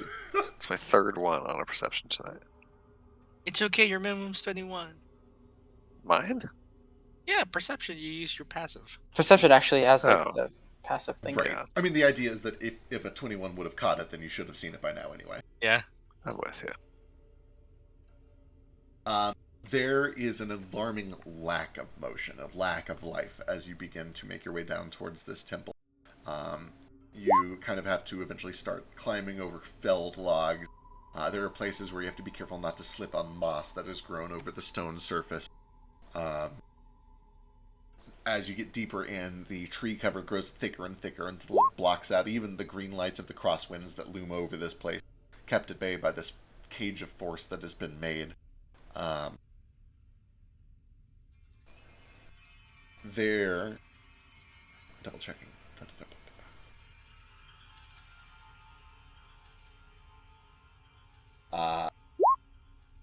There is eventually a point where Ace, as you're approaching, you do see movement out of the corner of your eye. It disappears almost as fast as you can see it a blink, a shadow scuttling in the just periphery of your vision. But you kind of hold up, cautious, looking for danger. And a few seconds later, you begin to see it again from the other side. Then a few seconds later, above you, but then it ducks back. And then behind you, and then it ducks back. It is initially hard to tell whether it is many creatures watching you or just one. Until eventually, not interested in trying to get an ambush, you see that it steps out from behind a tree a little bit ahead of you. Towering over you. This tall, thin, vaguely humanoid figure, gangly proportions, about 8 feet tall, with legs that are spindly and bend at the knee in a very awkward angle. These long fingers that kind of clutch around the handles of a scythe. And you can see that atop its very narrow shoulders is a thin neck that presumably leads up to a head, but it is covered entirely by a mask. This kind of clay mask painted black in the shape of a raven's beak. And at the center of this mask, there are 2 bright yellow spots painted, kind of like eyes might be, with red pupils, that seem to be almost a light against the darkness of this place, that glare back at you. And it cocks its head to the side, wordlessly, curious, and then it charges towards you, raising the sight. And that's where we're going to roll initiative. Hell yeah. I think Nordo and I and maybe Gale still have Yeah, so our... it's me, Gale, Vasu, and Ace have D8s. Nobody has D4s, though.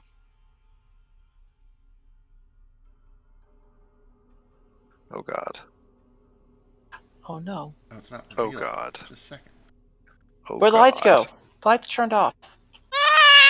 Oh, God. Everybody panic!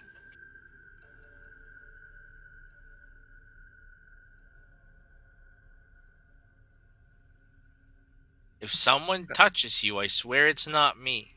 Stranger danger.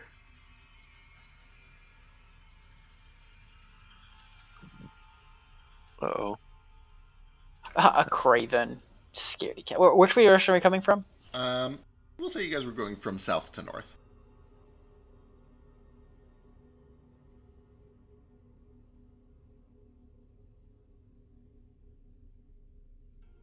We never healed Nomad. Sure didn't. Fast Craven. It's just this one guy. That's not a good sign. Just this one guy. That's a terrible sign for us. Alright, initiative. Is the initiative popped open? I don't see it. Oh, there it is.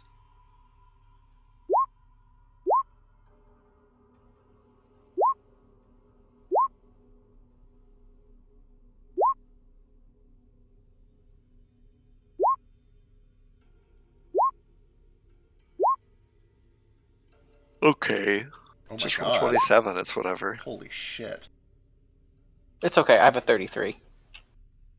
Oh, thank goodness. Blessed be the fruit.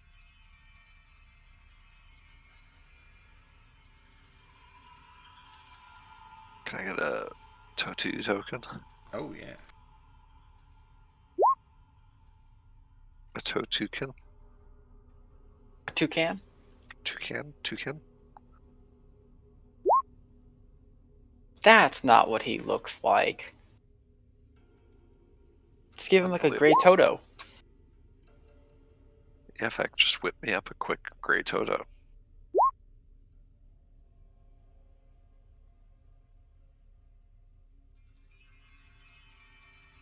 I think he's only got 40 hit points.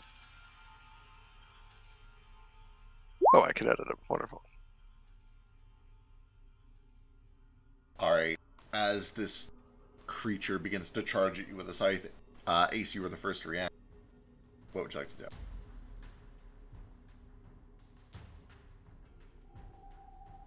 This may shock all of you. But I'm going to mark him. Excuse me? I'm going to mark him. I'm going to walk over and just pee on him. And then I'm going to shoot him with arrows. Is he considered to be a humanoid or an aberration? He is not. I kind of figured. He's some sort of celestial. And as always, these are going to be -5 for +10.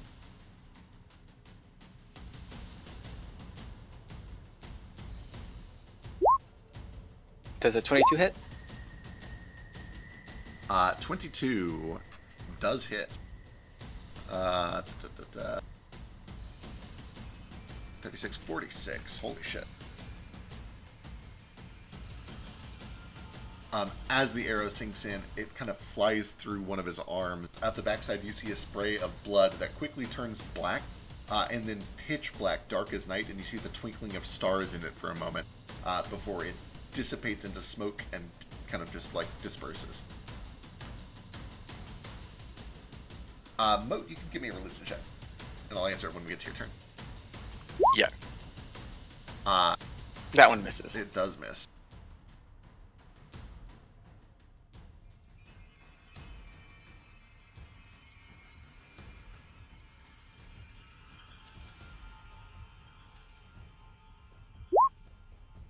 I'm assuming a 19 misses also. 19 hits for 26.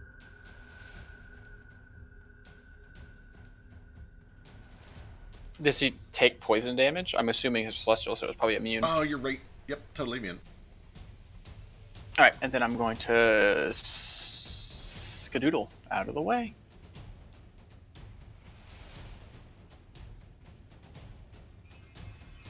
Back here, Alright, behind some cover. delightful. Boy, how do we want to do this? How do we want to do this? That's fine. No legendaries this turn. Let's go to the Craven. The first thing that it does is it draws the scythe back. Looks like it is about to leap for some sort of an attack. And then it blinks, disappears, reappears. Dude, right next to Nomad. He looks nearly dead, and that's great. Uh-oh. When he blinks, there's an image of himself that lingers behind. Uh-oh. Can I ask you a question? Sure. Is he attacking a creature within Basu's range, or does he have to be tunnel fighting for that? I believe he does, yeah. Oh, never mind. I'm sorry. No, not for Sentinel. Is it Oh, for yeah, for Sentinel? Sentinel, yeah. If But- he's within reach. I think Sentinel only triggers if it's 5 feet. Yeah, I'd have to look it up. Oh man, sorry, Basu. I tried. There's an index card somewhere. Somewhere. I don't think that has Sentinel on it, though. Or, well, it might. I don't know. We'll pull it up in just a second. For now, he's going to start by taking a scythe on Nomad. 30 30 to hit. hits. He does not have advantage, so 21 points of slashing damage. 21. I'm still up. Excellent. He's going to blink again to here.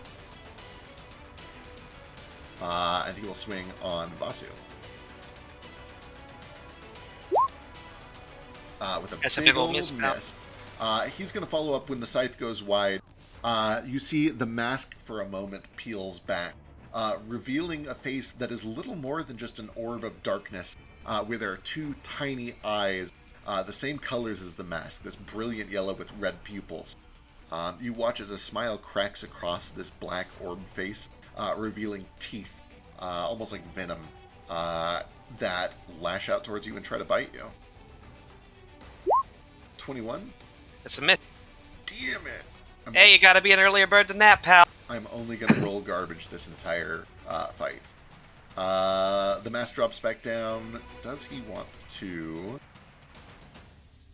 I mean, he can just Does he do want it. to provoke? He can just do it for free. Yeah, I think he's going to do it. He is going to look at you, Vasu, and begins to cast a spell. Unfortunately, I'm not a mage slave. I can see it. You can see him casting a spell, yeah? Yeah, okay, I'll use my last third level spell slot. Excellent. I do need a roll. Here we go.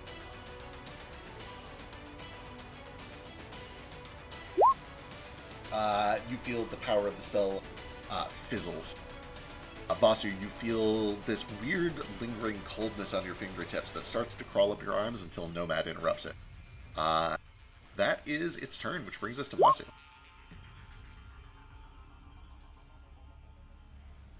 I have 1 mana.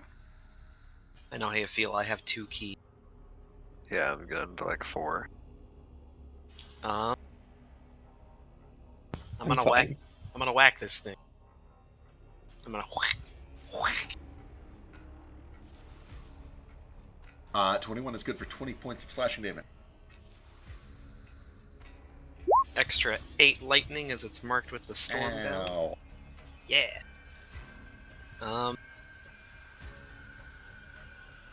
Just gonna keep hitting it with this, man.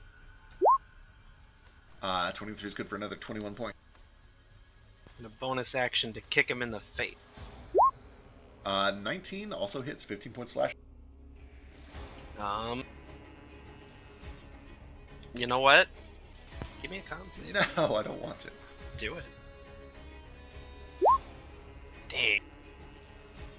Sick. Alright. Anything else? Nope. Okay, excellent. At the end of your turn, he's going to use a legendary action. The mask drops back down over its face. It kind of skulks down and then stretches up onto its tippy toes, looking up towards the sky, and lets out this horrible scream. When it does, it brandishes the scythe and then spins in a flurry. You hear the whooshing of metal as he begins to do a blade dance, which I believe is going to attempt to hit Moat, Nordo, Gale, the Construct, and Vasu. I need a dexterity saving throw from each of you. You're looking for a 23 to cut 29 in half. Hell yeah.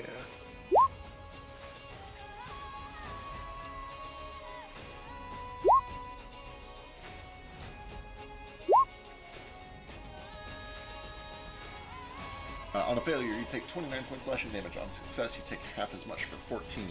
Does evasion count for this? Evasion does count for this, yep. Sick. Vasu, totally fine. And that'll bring us to Nomad's turn. Sorry, as it hits me, I'm going to use my reaction to hit it back. Ooh. Hell yeah, do it. Or at least try to. Oh yeah, everyone in your aura has that reaction to hit it back, right? They sure do. Oh god. She is. Oh god. Hell yeah. What have I done? God, now I want it to hit me. You do have to take damage, which kind of sucks, but... Oh, I didn't take damage, but Totu did. He'll use his reaction. Ow, 29 is good for 29. I'm smiting into that. God damn it, please Good don't. call. Oh, don't I get a thing when you smite a thing that's close to me? You do, do. but I don't know what it is. I think you get like Yeah. Good with It's a real good for you, 21. too. Is it pack tactics, I think? Yeah. 18 points of lightning damage. Oh my god, it's the thing. It's the weird thing I gave you that never comes up. Yeah, it's that awful thing that is just shocking touch at will. Yeah, because I don't already have that. Yep, that one. That's Yeah. the one. Yeah, I should probably give you some cool stuff at some point. When the axe sinks in Nomad, you gain conviction. Oh, thank you. Oh my god, the Divine Smite for another 14. They are not a fiend or undead, thankfully. I also get to light my weapon aflame with Moat's shit, so I will It's a do reaction, that. though, right? It I'll is. use it. I think I'm gonna save mine. Just in case this guy tries to run again like a bitch. Never. The thing that blinks and runs around? He's been teleporting, though. Nomad. I'm gonna try and like take a step away from this weird after image. Do anything? You do find that when you step away, he will use his reaction to attack from the after image. Hey guys, I learned something. I hate it. I have no reaction. Alright, 6 for 25 slashing damage. But do you have hit points? I have 23 HP, minus 25 is unconscious. Oh no! Cool. Does that knock you unconscious? It let me see a does. thing. Look at that! It's the first time I've seen this I was since gonna say, I session don't think 1. I've ever seen this spray since you tripped on that glass that one time. Hang on. Is there a thing? Oh yeah, you have a thing. Okay, it does. Oh, I don't have enough key to do it. Shit. Oh. I am delighted. I assumed I would not get to use this ability, and I have never been so pleased in my entire life. As the shadowy scythe lashes across Nomad's back, Nomad drops unconscious. You watch as the shadow Uh-oh. Becomes a live nomad? becomes a nomad. Is it also unconscious? Oh, it's purple tinted. Oh, I'm up again for some reason. Nomad, what is your maximum HP? Oh god. Me of all people? Yup. 185. Oh, I'd love to hear that.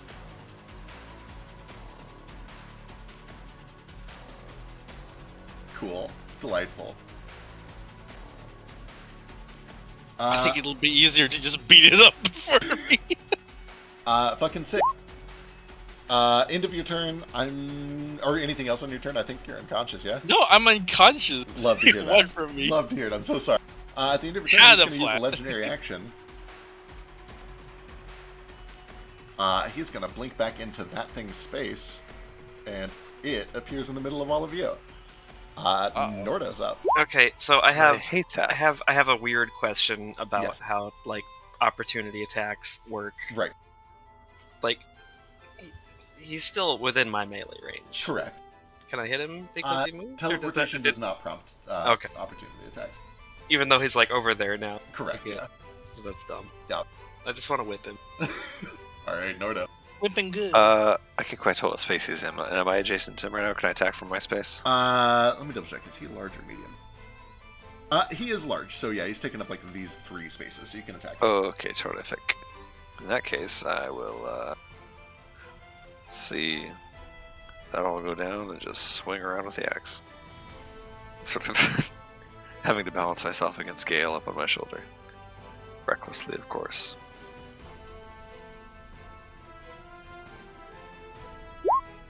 Oh Ooh, no! a critical hit. 16 points of damage. And Hell yeah. I want to do some things with that. Let's see, do I have this ready? Oh, I do. Delicious. The 5 golden rings of Aedra, the tattoo on Nordo's left hand, right hand. Can't keep track of the tattoos anymore. Flashes gold. Where did it go? For an extra 44 points of damage. Oh, I don't like that. And He's knocked prone. he is knocked prone. If a 22 would have hit him. Sure would have, and he's not immune to that. Strength save against restraint. Don't like that. Yeah, he And is restrained by vines that burst up from the earth. outstanding. And finally, when I make this strike, I'm going to aim right for sort of like his hand and wrist, right where he's holding on to the scythe, and try to sort of like drag the axe blade up the scythe and pull it out of his hands with a disarming strike to add an additional Hot damn. 11 more points of damage and strength saving throw. Oh my god. Oh my god, this is to disarm him of his scythe? Sure is. Fuck me, he has to burn. He cannot lose that scythe. He's gonna burn legendaries. He's got to get to a 20. 6. 10. Yeah, no, it's gone. The scythe is gone. Beautiful. Where does it land? Presumably Just kind of at the his lands feet. at its feet, yeah. Okay. Outstanding. That's great news. Okay, that's my first attack. Second attack. Oh wait, I had my emote smite fire too thing, so 10 more points of fire damage. Oh my god. Delicious. Okay. Second attack.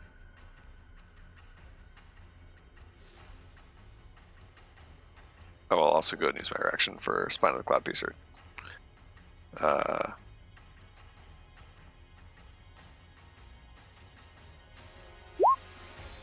28. Yeah, 28 is good for the 19 on top of that. Alright, cool. And then that is my action.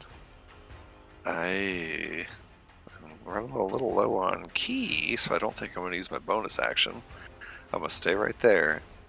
Into my turn, Totu is going to run over, grab the scythe, and run the fuck away with it. You can bonus action hit for no key. Oh, you're right. Yep, you're right. I forgot. Flurry how of bonus blows works, is the thank key. you. Yeah. It's been so long since I haven't spent ki on a bonus action. I forgot I have that Right. choice. You can just kick people for free. I could bite people for free too. 19? It crits if it hits because he's restrained. That is a crit for 26 points. Oof. That's an actually good roll for the crit too. Right? Finally, I always roll like a 1 on that shit. And then, yeah, Totu runs up, picks up the scythe, and scampers away with it. He does leave both of their ranges. I don't know if they have... It already used his reaction. To... Right. I didn't know if the Nomad weird didn't. Nomad Shadow had a reaction or not. The Nomad Do- one used its Nomad- reaction on Nomad. Nomad, do you have Warcaster? No. No, it does not take any reaction. Okay, that's my action. That's my bonus action. I don't really want to move. I guess I'll I'll just stay right there. That's a good spot for me. It's into my turn. Alright, that'll bring us to Mo. Alright, I could kind do one of of these. just... The only weapon attack. Not the supple illithid punch. Supple. Supple. God, how did I forget? Alright, well, I interpose myself between Nomad's supple form and this masked Craven. I raise the axe in the air. I'm going to spend some sorcery points, and it starts to glow extremely bright. I'm going to Hell cast yeah! daylight on my axe Hell yes. and hopefully get rid of some of these shadows if that's a thing. Guess we're going to find out. Either way, that's my bonus action, and I'm going to attack it while it's down. Excellent. Let me look at daylight while you do your attack roll. Yeah. You homebrew that daylight is daylight, right? Of course I do, because it would be ridiculous for it to not be. Just call it It's bright light. The name of the spell is daylight. Oh my It's god. poetic. Oh my god. I'm going to obviously smite into the crit. Oh my god. Oh my god. Alright, you do see Our that boys are getting it. the Shadowy Echoes are left behind. However, just 55 damage, and we're about to see some more crit, so let's see. Oh, no, wait, another 12 from the crit already, and then the smite. Oh, hey. Give him back 6 hit points, please. I was cheating with rage. Love to. Forgot to take my rage out from last time. Gotcha.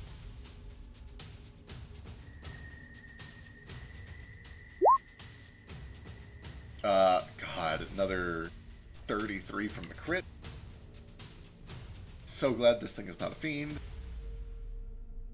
And then as those two hits sink in, let's see here.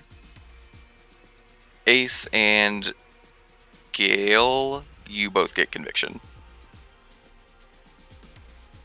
You have to remind me what that does. But you just have my aura even when you're outside of its normal range, Nice. I love since you're far away from you.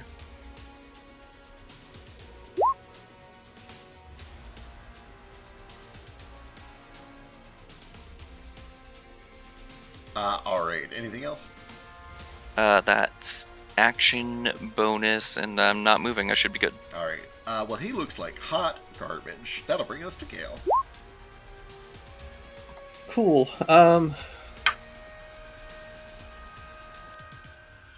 God, I don't know if I should spend resources on this waste of space. Yeah, just shoot it, man. Cool. I'm very worried about the Nomad clone, but Same. yeah, I'll just shoot the Masked Raven while he's down. I like the image of Gale standing on Ordo's shoulders and just shooting down at this guy. You are in actual daylight, though. It's a very like rocket route. Rocket Groot, yep. So the 19 advantage and disadvantage. So the daylight counters out the It advantage, does. doesn't it? Even as straight rolls, though, those do both hit for 48 points of piercing damage. Fuck yes! Oh my god, still up for some reason. Ace could finish Ace off. can absolutely. I am going to burn my second last Arcane Jolt. It'd Is be it better if you could possible- finish him off. Is it possible to just drop the daylight, seeing it's not doing anything and it's just hurting Gale? It's also probably gonna hurt me. It's not concentration, but I think you can end it. Yeah, if it is concentration, you can end it as a free action. If it's not concentration, then unless it says you can end it, it is up for the duration. Cool. It does I have the think it's duration then. just over duration. You can cover it though. Like yes. you can cover it. Okay, I'm gonna trust Ace to finish this guy off because as well, much as I'm sorry, but I feel like this is a bit more important. You think Nomad, True, you get true. 14 hit points back. Oh, thank you. And I don't think 14 would have killed this thing. what level is the spell that you just cast? The sunlight. Third. Fuck. Yeah. Oh, It yeah. also I think that spells does your mean it darkness. spells your darkness effect, yep.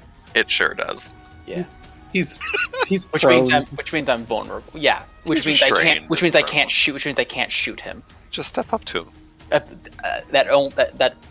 does not that negates it, but he can still hit me. What If are I you had my gonna do? if I had my darkness, I would he's still have got advantage. like 4 hit points. What are you gonna Just do? go like shoot him in the miss? face. You're Ace, you don't miss. Not with advantage while he's restrained on the ground. No, but the juicy Nomad clone is what I could kill.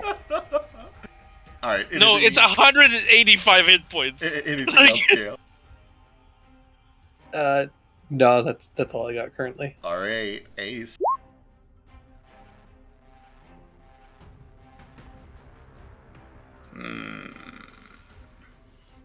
This is going to be very dangerous for me, but I guess I'll go out in the open and be vulnerable. I mean, this thing is also going to take a bunch of bleed and lightning damage at the start of its turn, too. Yeah, sure. It will actually just die at the start of his turn if you want to shoot something different. Does it look like it might, having fought with these two people, Basu and Nordo, does it look like it's actually going to die from the effects that are on it? In its next turn? I, out of character, have a hard time. It looks very reasonable that it might die from dots, yes. Just based on what I've seen from their two numbers. If they roll well, it will probably die. It's close enough Gotcha. that it's a maybe. Okay, and Nomad's back up, right? So that means Yeah, he's on the ground, kind of face down. He does turn his head a little. It's like, I'm fine. I'll hop out here, and that should give me advantage because he can see things, and I'm going to shoot the Nomad clone. No doubt.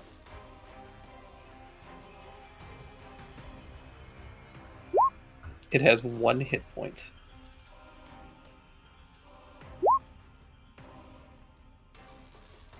And I'm not going to do for now. I'm not going to do the -5. All right. 28 to hit Yes, 28 hits. for 38 38 points of damage. cold damage. Ow. Yeah, you sinks it in, or you see it sinks in. Ice and snow blow out the backside of the arrow wound. How is it looking? Kind of unfazed in that weird Terminator way, where it's very damaged, but it doesn't seem to care. I guess more like, how healthy of a Nomad does this look? Does it look like it's? Does it look like it's matching his he definitely looks like he could take several more of those shots. At least 3 or 4. Okay, well. At least 3. At least 4 is correct. Unless it's a crit. This one I'll do -5 for +10. Alright. So a crit. God Ooh. damn it. Burrow. 25 up to 35. He's suddenly looking very bad. Oh, thank goodness. It's not just 35, it also has the bonus damage of +4. Oh yeah, you're right. That also gets doubled, by the way, so throw another... Oh, right. It's favorite not a enemy, dice. right. It's not a dice roll. Yep, you're right. Favorite So enemy. 39 acid damage. Yep. Still standing. Anything else? I don't think I can do anything with my bonus action. So I'm just gonna go back over here. Alright. And take the hide action, I guess, since I can't have darkness anymore. Yeah, if you got a way to bonus action that. I think you're part rogue. I'm a right? rogue. Yeah, I'm you're a rogue. Cool. Excellent. Hit me with that stealth check. In the meantime, let me get dots from Vasu and Nordo, and we'll see if this Also, thing stays up. does it look like the Nomad clone can see Nordo? Nordo has the skull that Illithus can't see. Wow, what a great question. Let me go look and see how a spell works real quick. Ooh, that's low damage. I love to see that. Dang. A semi-important thing to note is that it also leaps, I assume, to this guy if he's also the same size and takes up like True. space. Yeah. So, and also to the Nomad Shed. I hate both those facts. So we'll do the after image first and then the Nomad Shadow for the second one. It's damage. Alright, 3 to primary. 1 leaps up here, and this one pops, even from 1 point of damage. Huzzah! 6 points leaps down to the Nomad. The Nomad is still standing. I'm helping. Oh my god, it gets a turn. Help! It doesn't have a scythe though. It Tisk, doesn't tisk, have a tisk. scythe, which is a huge problem for it. Go, Totu, go. It should go chase after Totu. I think it might, actually. Yeah, it should. should I think crawl it on definitely its- should. Well, it's restrained, so Let's deal with the restraint first. It blinks. Son of a bitch, I forgot it did that. Where's it blink to? Here, use half Uh-huh. its movement to stand up. Uh-huh. It will... Is it gonna blink again? Probably will, and it's still going to be a teleport that doesn't trigger opportunity I attacks. know. That's why I was asking. Like, I was hoping it couldn't blink again. I was hoping you were gonna be like, "Oh no, it has to actually try and run," and then I was gonna be like, "Haha, I got you." But you thought this all out. It gets bastard. 2. It is going to turn around and it's going to bite Nordo on the way out. Bastard man. Does Can a bite. 29 hit. It does. You take it has advantage. all of that It damage. does. It I seems to attack have reckless. Oh, Oh no. It doesn't need that shit. I always attack reckless. You can 20 use reaction to hit it back. advantage. No, and, don't! and I will. No! No, I can't. I can't. I use my reaction for Spine of the Cloud Piercer. Can love I do to that, though? The Yeah. 36 damage it was? Oh, do I take the extra you take 34? all of it. That is 70 points of damage, my Ooh. friend. oh my Mercy. god. Do I get to attack it as part of Moat's thingamajig though? Is that what's... I think you do. If it hits you, you have to take damage from it. But isn't it an intentional or no? Yeah, you could you... or Because let he me go check attacked some- he attacked an ally. Let me look up what Sentinel does again. Right, I gotta check, because Drake was mentioning it might have to be within You 5 hit a feet. creature when a creature within 5 feet of you. Yeah. Yeah, that's the shitty thing about Sentinel. It doesn't take your attack range. It's just 5 feet all the time. So if it were a little bit, oh wait, actually, how big is it? Is it technically It's within 5 feet of large. me? It is within 5 feet of Nordo. It is not within 5 feet of you. It's taking up these 3 squares right here. That's fake and gay. It You're actually right. kind of is. Yeah. Speaking of That's fake fine. and gay, there is a fake and gay shadow left behind here. Still prone. How do we know it's gay though? But look at him. Look what he's wearing. Because it's fake. JK rallying this shit. It's gonna blink again. It has to blink kind of upward here, so it doesn't get the full 15. Sure wish it would. It is gonna use its movement. What's left of it? It had to use half. How much has it got? It's got 20 feet left. It is gonna use 20 feet to chase after Totu. It doesn't have the Oh, reach thank to attack God. it. Oh, praise be. It Run, is Totu, run! Going to do this. I don't. Yeah, it's gonna try this. I don't know if it knows. Like it's okay. Here we go. It's casting Dispel Magic. It can attack and use a spell? It does. It gets tooth size, a bite, and a spell, and 2 blinks. That's dumb. Sure is. Here we go. Let's find out. The downside, it's not really Almost good dead. at dispel magic. It's also a single enemy, so yeah. It's doing too much. Oh, I lied. It's actually pretty okay at this. Also, I'm pretty sure that construct spell's like what, level 3, 4? 4th. Only needs to roll a 14. It needs a 14, which means a natural 7 or better. Here we go. Oh no. Totu, no! No. All right, I believe Totu blinks out, Totu perishes. dropping the scythe on the ground. That is, however, all it can do on its turn. Vasu's up. Why are you running? Get him! Yeah, I'll do my dash. The Nomad clone can make an attack at disadvantage if it pleases. Oh, right, the Nomad clone. I'm sorry, it gets a turn. Sorry. No! I know, this is important. It should have to roll initiative, though. It takes its turn immediately after hitting combat. That's stupid I and gay know. and So, fake. the downside is that it has a ton of health. The upside is it copied Nomad in its current state aside from health, which means it has no mana. Excellent. Nomad, what's the worst thing you can do with no mana? What's the deadliest If you can you be? want me to be honest, you want me to be completely honest, it was Yeah. what I was gonna plan. It's gonna mind blast I was everyone. gonna say, it's probably gonna Mind Blast, right? Oh no. How many people can it do with that? It's So a 30 bad. foot cone? I'll cast it. You can go wherever you want with this fucking thing. Put It can myself even back where I target was. them. I was gonna Right. say, It's gonna do any of the 3,000 abilities that you gave him. Like, take your pick. 30 foot cone, yeah, this is gonna get Gale, Nordo, Moat, Nomad, and the clone up here. So I need intelligence saving throws from all of you guys. That's not gonna go very well for me. Just be smarter, nerd. Only 2 of them can be stunned though. Yep, this guy just fucking dies. Gale is fine. Oh my god, look at Moat. Moat is fine. He's just Oh! so smart. No, He's so smart. Nordo is gonna take some of this hit, and then I need Nomad. Intelligence saving throw. Oh damn, me as well. You as well. This is gonna suck. On the plus side, even you still have fine. resistance. True. I do. Yeah, you have And the advantage. Mind Fortress. Yeah. This is a save or suck though, so don't worry about It says save for half there. it. Oh, is it save for half? Okay, Success cool. creatures take half damage and can't be So stunned. it's halved and then halved again. Correct. What's that? 3? Yeah. I'm unconscious. No, Are you really? no, I'm No, I down gave to 14 like, hit points. yeah. right. I'm down to like 11. Alright. Everybody else saved, so you take 6 points of psychic damage, except for Nordo. You take the full 13 psychic and are stunned until the end of your next turn. That's Does suck. Terrible. a monk being stunned. That's oof. Yeah, God forbid. Has that ever happened before? Alright, now, Vasu, you can go punch this thing. Okay. Go.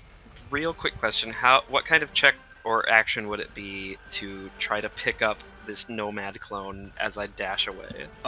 You would have to grapple it and then fly with it at half movement, Okay.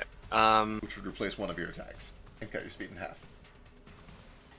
Does that cutting my speed in half also count for the dash that is part of a magic item? Yeah, I'm gonna say it count for that too. Yeah. I mean, it's still, It's still like 60 feet. Yeah, you're fine. yeah. He's very easy to grapple. Yeah, I'm gonna go for it just because Nomad is he's a scrawny little guy, and I want to get him away from all of my friends. So I'm gonna try to hoist this Shadow Nomad over my shoulder. Excellent. Give me athletics, and Nomad, give me whatever's better between your athletics and acrobatics. Easy. You're able to kind of grab this simulacrum, grab it, and tuck it over your shoulder. Drag I just it at like half speed over here. I just like full palm grab him by the face Excellent. and like trail him behind me like a football, kind of, as I'm flying spear first at this Craven, which makes this attack at advantage. Oh, yeah, does it have my gear as well? I would need to double check. It might not actually, so it's probably Simulacrums don't AC. normally. Yeah, Yeah, it's AC, so Oh, only. he's just like a naked nomad. yeah. Yeah, pretty it's only grapple. 12. 19 total damage. I'll make the 19. fire radiant in case it counts. It does, and that is more than enough. The masked Craven, with a screaming shriek, dissipates into black mist, leaving behind only the cloak and the mask. Okay. Oh, and the scythe. Yeah. Yeah, I figured the scythe too. I was kind of Simulacrum is still there? It is.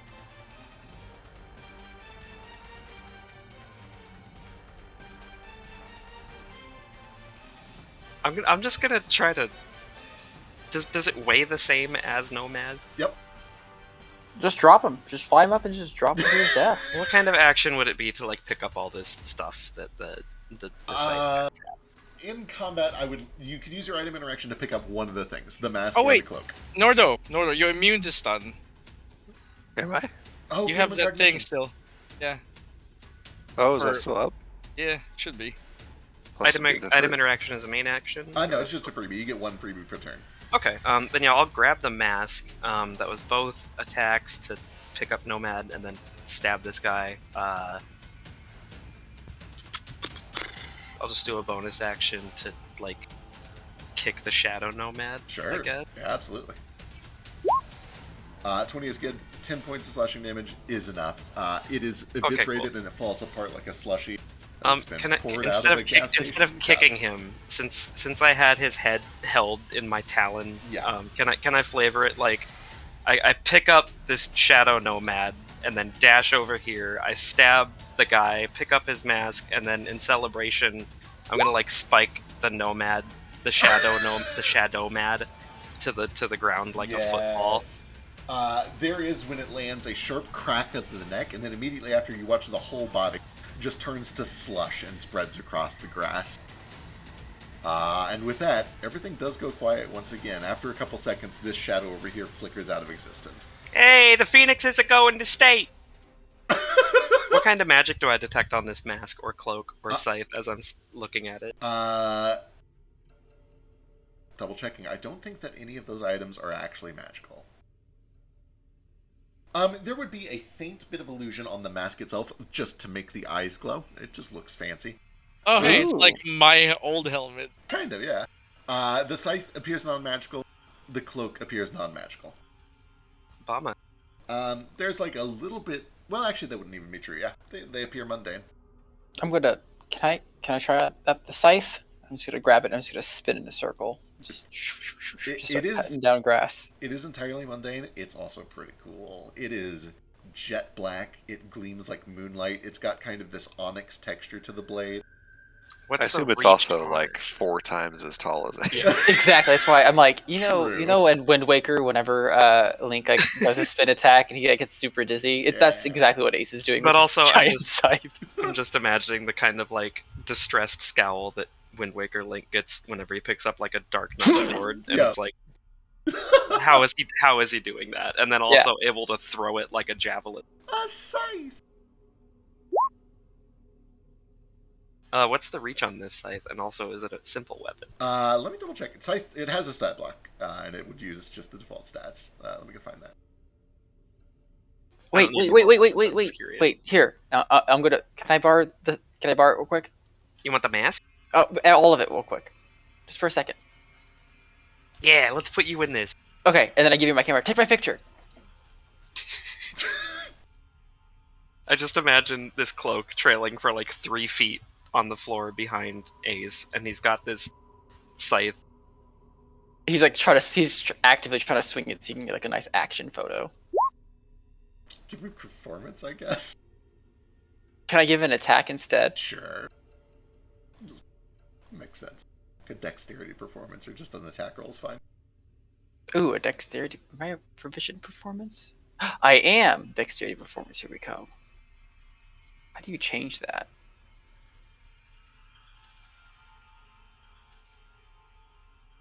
I think I usually just like say what the difference is.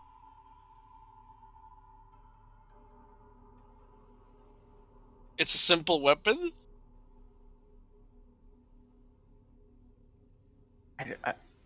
Okay, it's gonna be a +10 instead of a plus. So it's gonna be 6 more. Okay, cool. Okay, so I imagined like a scythe, which is like Yeah, full arm. I was imagining like the Grim Reaper style, Yeah. or like Gotcha. the sewing scythe. This 25? I knew it That's tickled the scythe. me. Oh yeah, I'm imagining scythe as well. I Yeah. mean, for Ace, it literally is probably actually a scythe. That's fair. Whatever it is, you look pretty fucking cool doing it.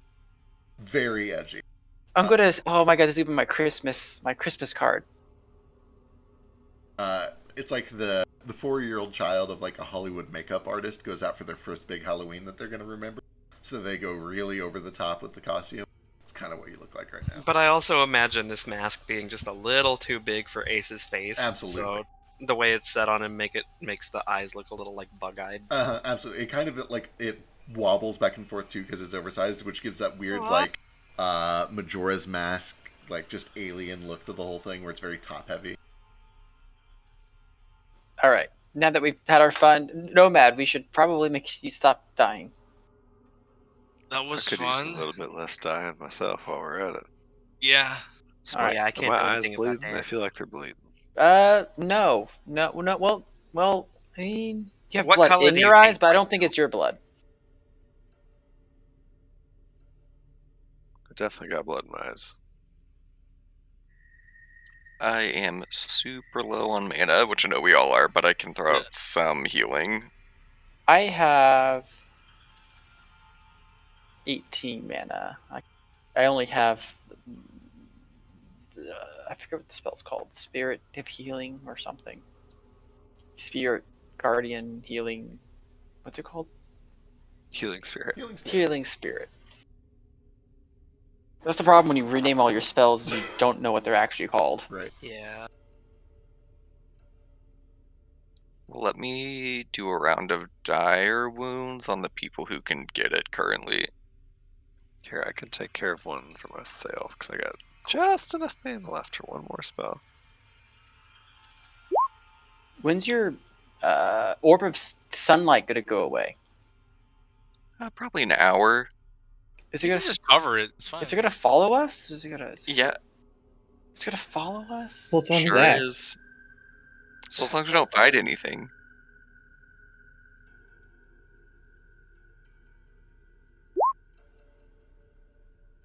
That's for Nomad. Oh, bless. And you're probably still bloodied, right? Let's see. Yeah. Okay, give me 1 second. It's like a third of HP. Less than a third.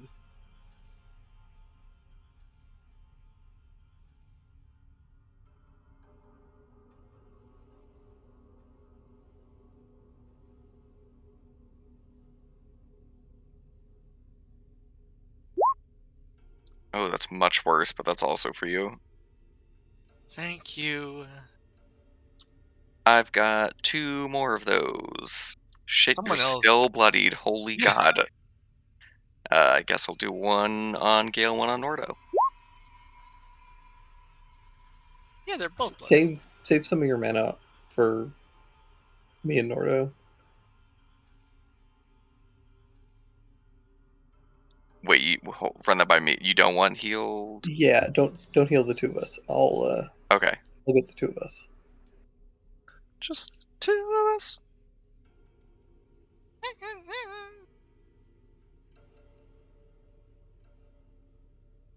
All right, since I couldn't summon my guy, I will instead use my sorcery point on this.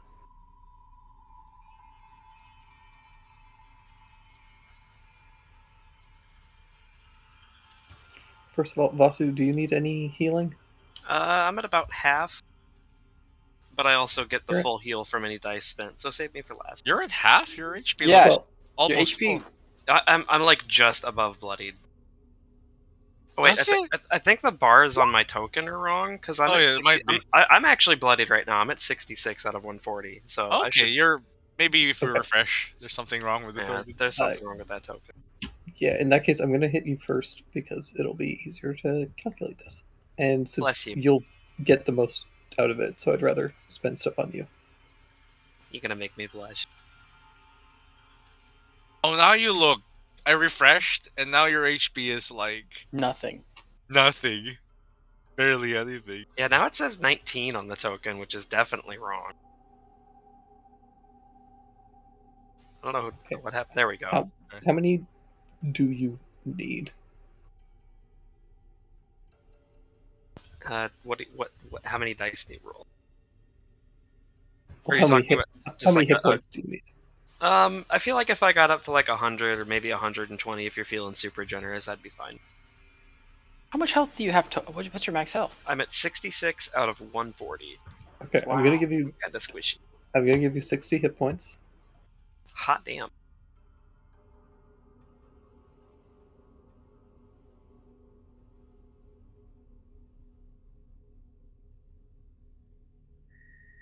Yeah, should be alright. And that'll leave 106 for me and Nordo to split. Terrific. Uh, Just go halvesies. sure.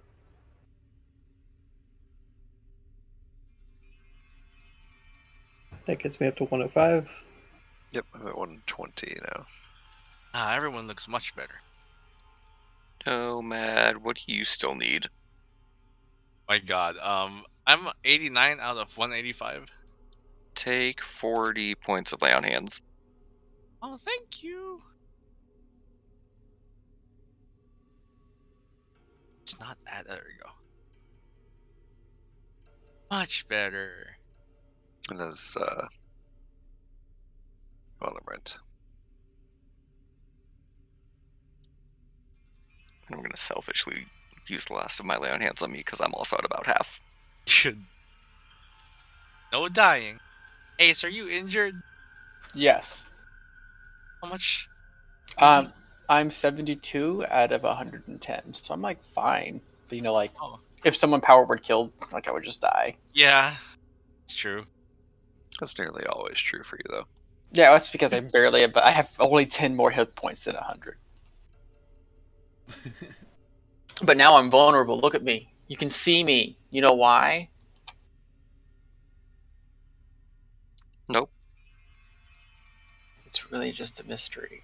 He's like literally like 2 inches from your like blade. It's a mystery. It must be awful to be a human being for 2 encounters. Yeah, well, I don't. Imagine someone using a spell to affect the light that caused it to be hard for other people in the party to hit something. And then imagine that they stop doing that and other people make it so that things are on the ground and you can't hit them from range. And leaving them with like 11 hit points. Let's not forget that detail. As things go quiet and as you guys heal up, you do see that you are not far from this temple. It is a very basic, a very old temple, stone construction. It has kind of the blocky jungle pyramid look, like the old Mayan step pyramids, or like the Minecraft jungle temples. There's an open front with a staircase that leads up to it. Moss and vines have grown over it, and you're a couple minutes away from it. Any signs of any foot traffic around here? Give me a survival check. Can I second that? Absolutely. I'm going to go ahead and add advantage just in case it's humanoids or aberrations, and you could just do whichever one. Sure. I think heart Norda says. has rolled I think you've only rolled 8 skill checks this session, and I think 6 of them have been natural ones. Yeah, so it's really amazing. This is incredible. Nordo, you see the footprints of the things that you just fought, but nothing really on top of that. The grass here is very thick. It's very easy to bend and break when things walk over it. So its tracks are very clear, even as spindly as it was. Ace, you were able to spot its tracks. You can see that it seems to have just been wandering before this encounter. The tracks are broken frequently. It seems that it uses this blinking ability most of the time when it is wandering about. However, you only see the tracks of this one creature. You don't see any additional tracks. And as you approach the temple, you don't see any traffic that seems to be coming in or out of it. However, as you're approaching, you do spot occasionally little tufts of black down. At first, it's kind of just one that feels out of place, unusual. But then as you get closer to the temple, you spot a couple of them and then a small clump. And as you approach, or as you kind of come up to the steps leading up to the temple, you can see that there's just a light smattering of black downy feathers every, couple of feet. Based on the size of these feathers, what is the size of the creature? Large. These feathers are downy and soft, like you would expect from the very finest pelt coat of a bird, but they are almost as big as your hand. And still no sign of actual birds around here, I presume. Correct. Does it seem celestial? hard to gauge unless you have a special ability for it.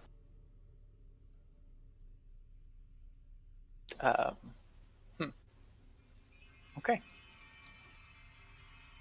Doesn't seem to like resemble. I guess probably not the blood of the god, but I guess that's probably different. It's a little different, yeah. Okay. Um, I guess I'll just put some in my pocket. all right, excellent. You continue up to the bottom of the footsteps of this temple. You can see it's up about, 20 or 30 steps, and then there's an open doorway, an archway that you can walk through. Are you guys going in? And if so, who leads the way?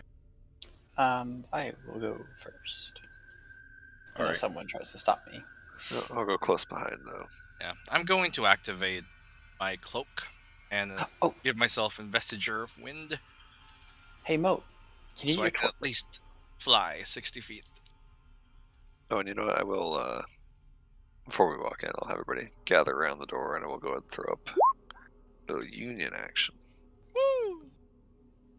For 10 minutes. Moat, can you get your magic little torch out real quick? Just check out the doorway, entryway. Can do.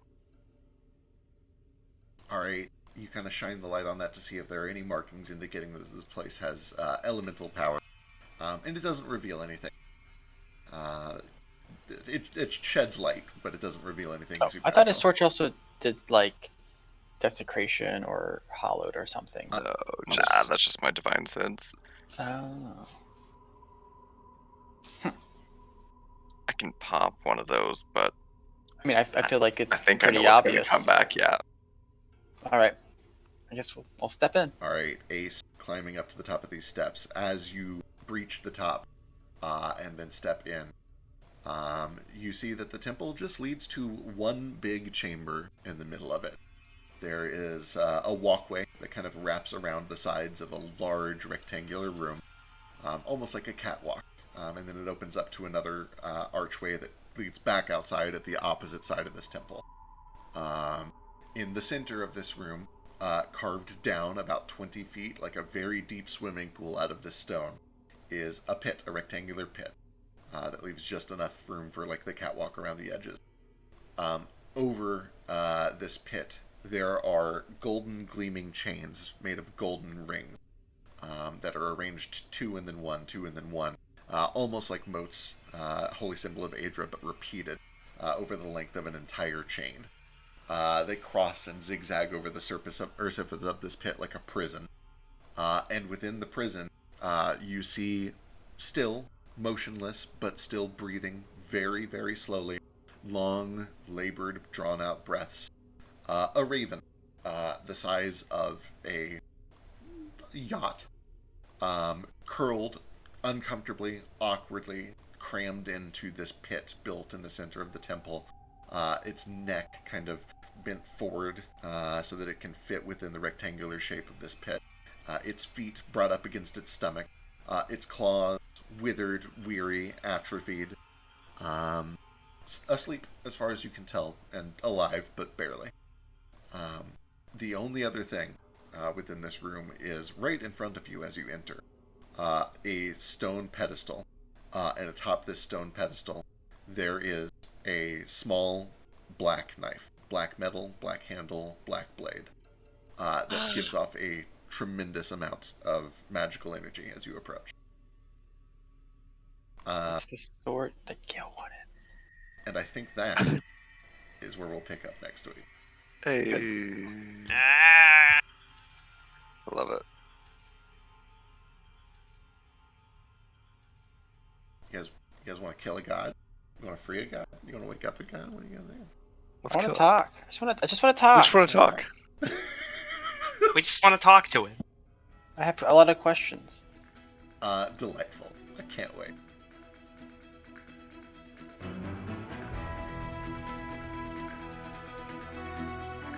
This is it. The Ascension. Do you want your weapon?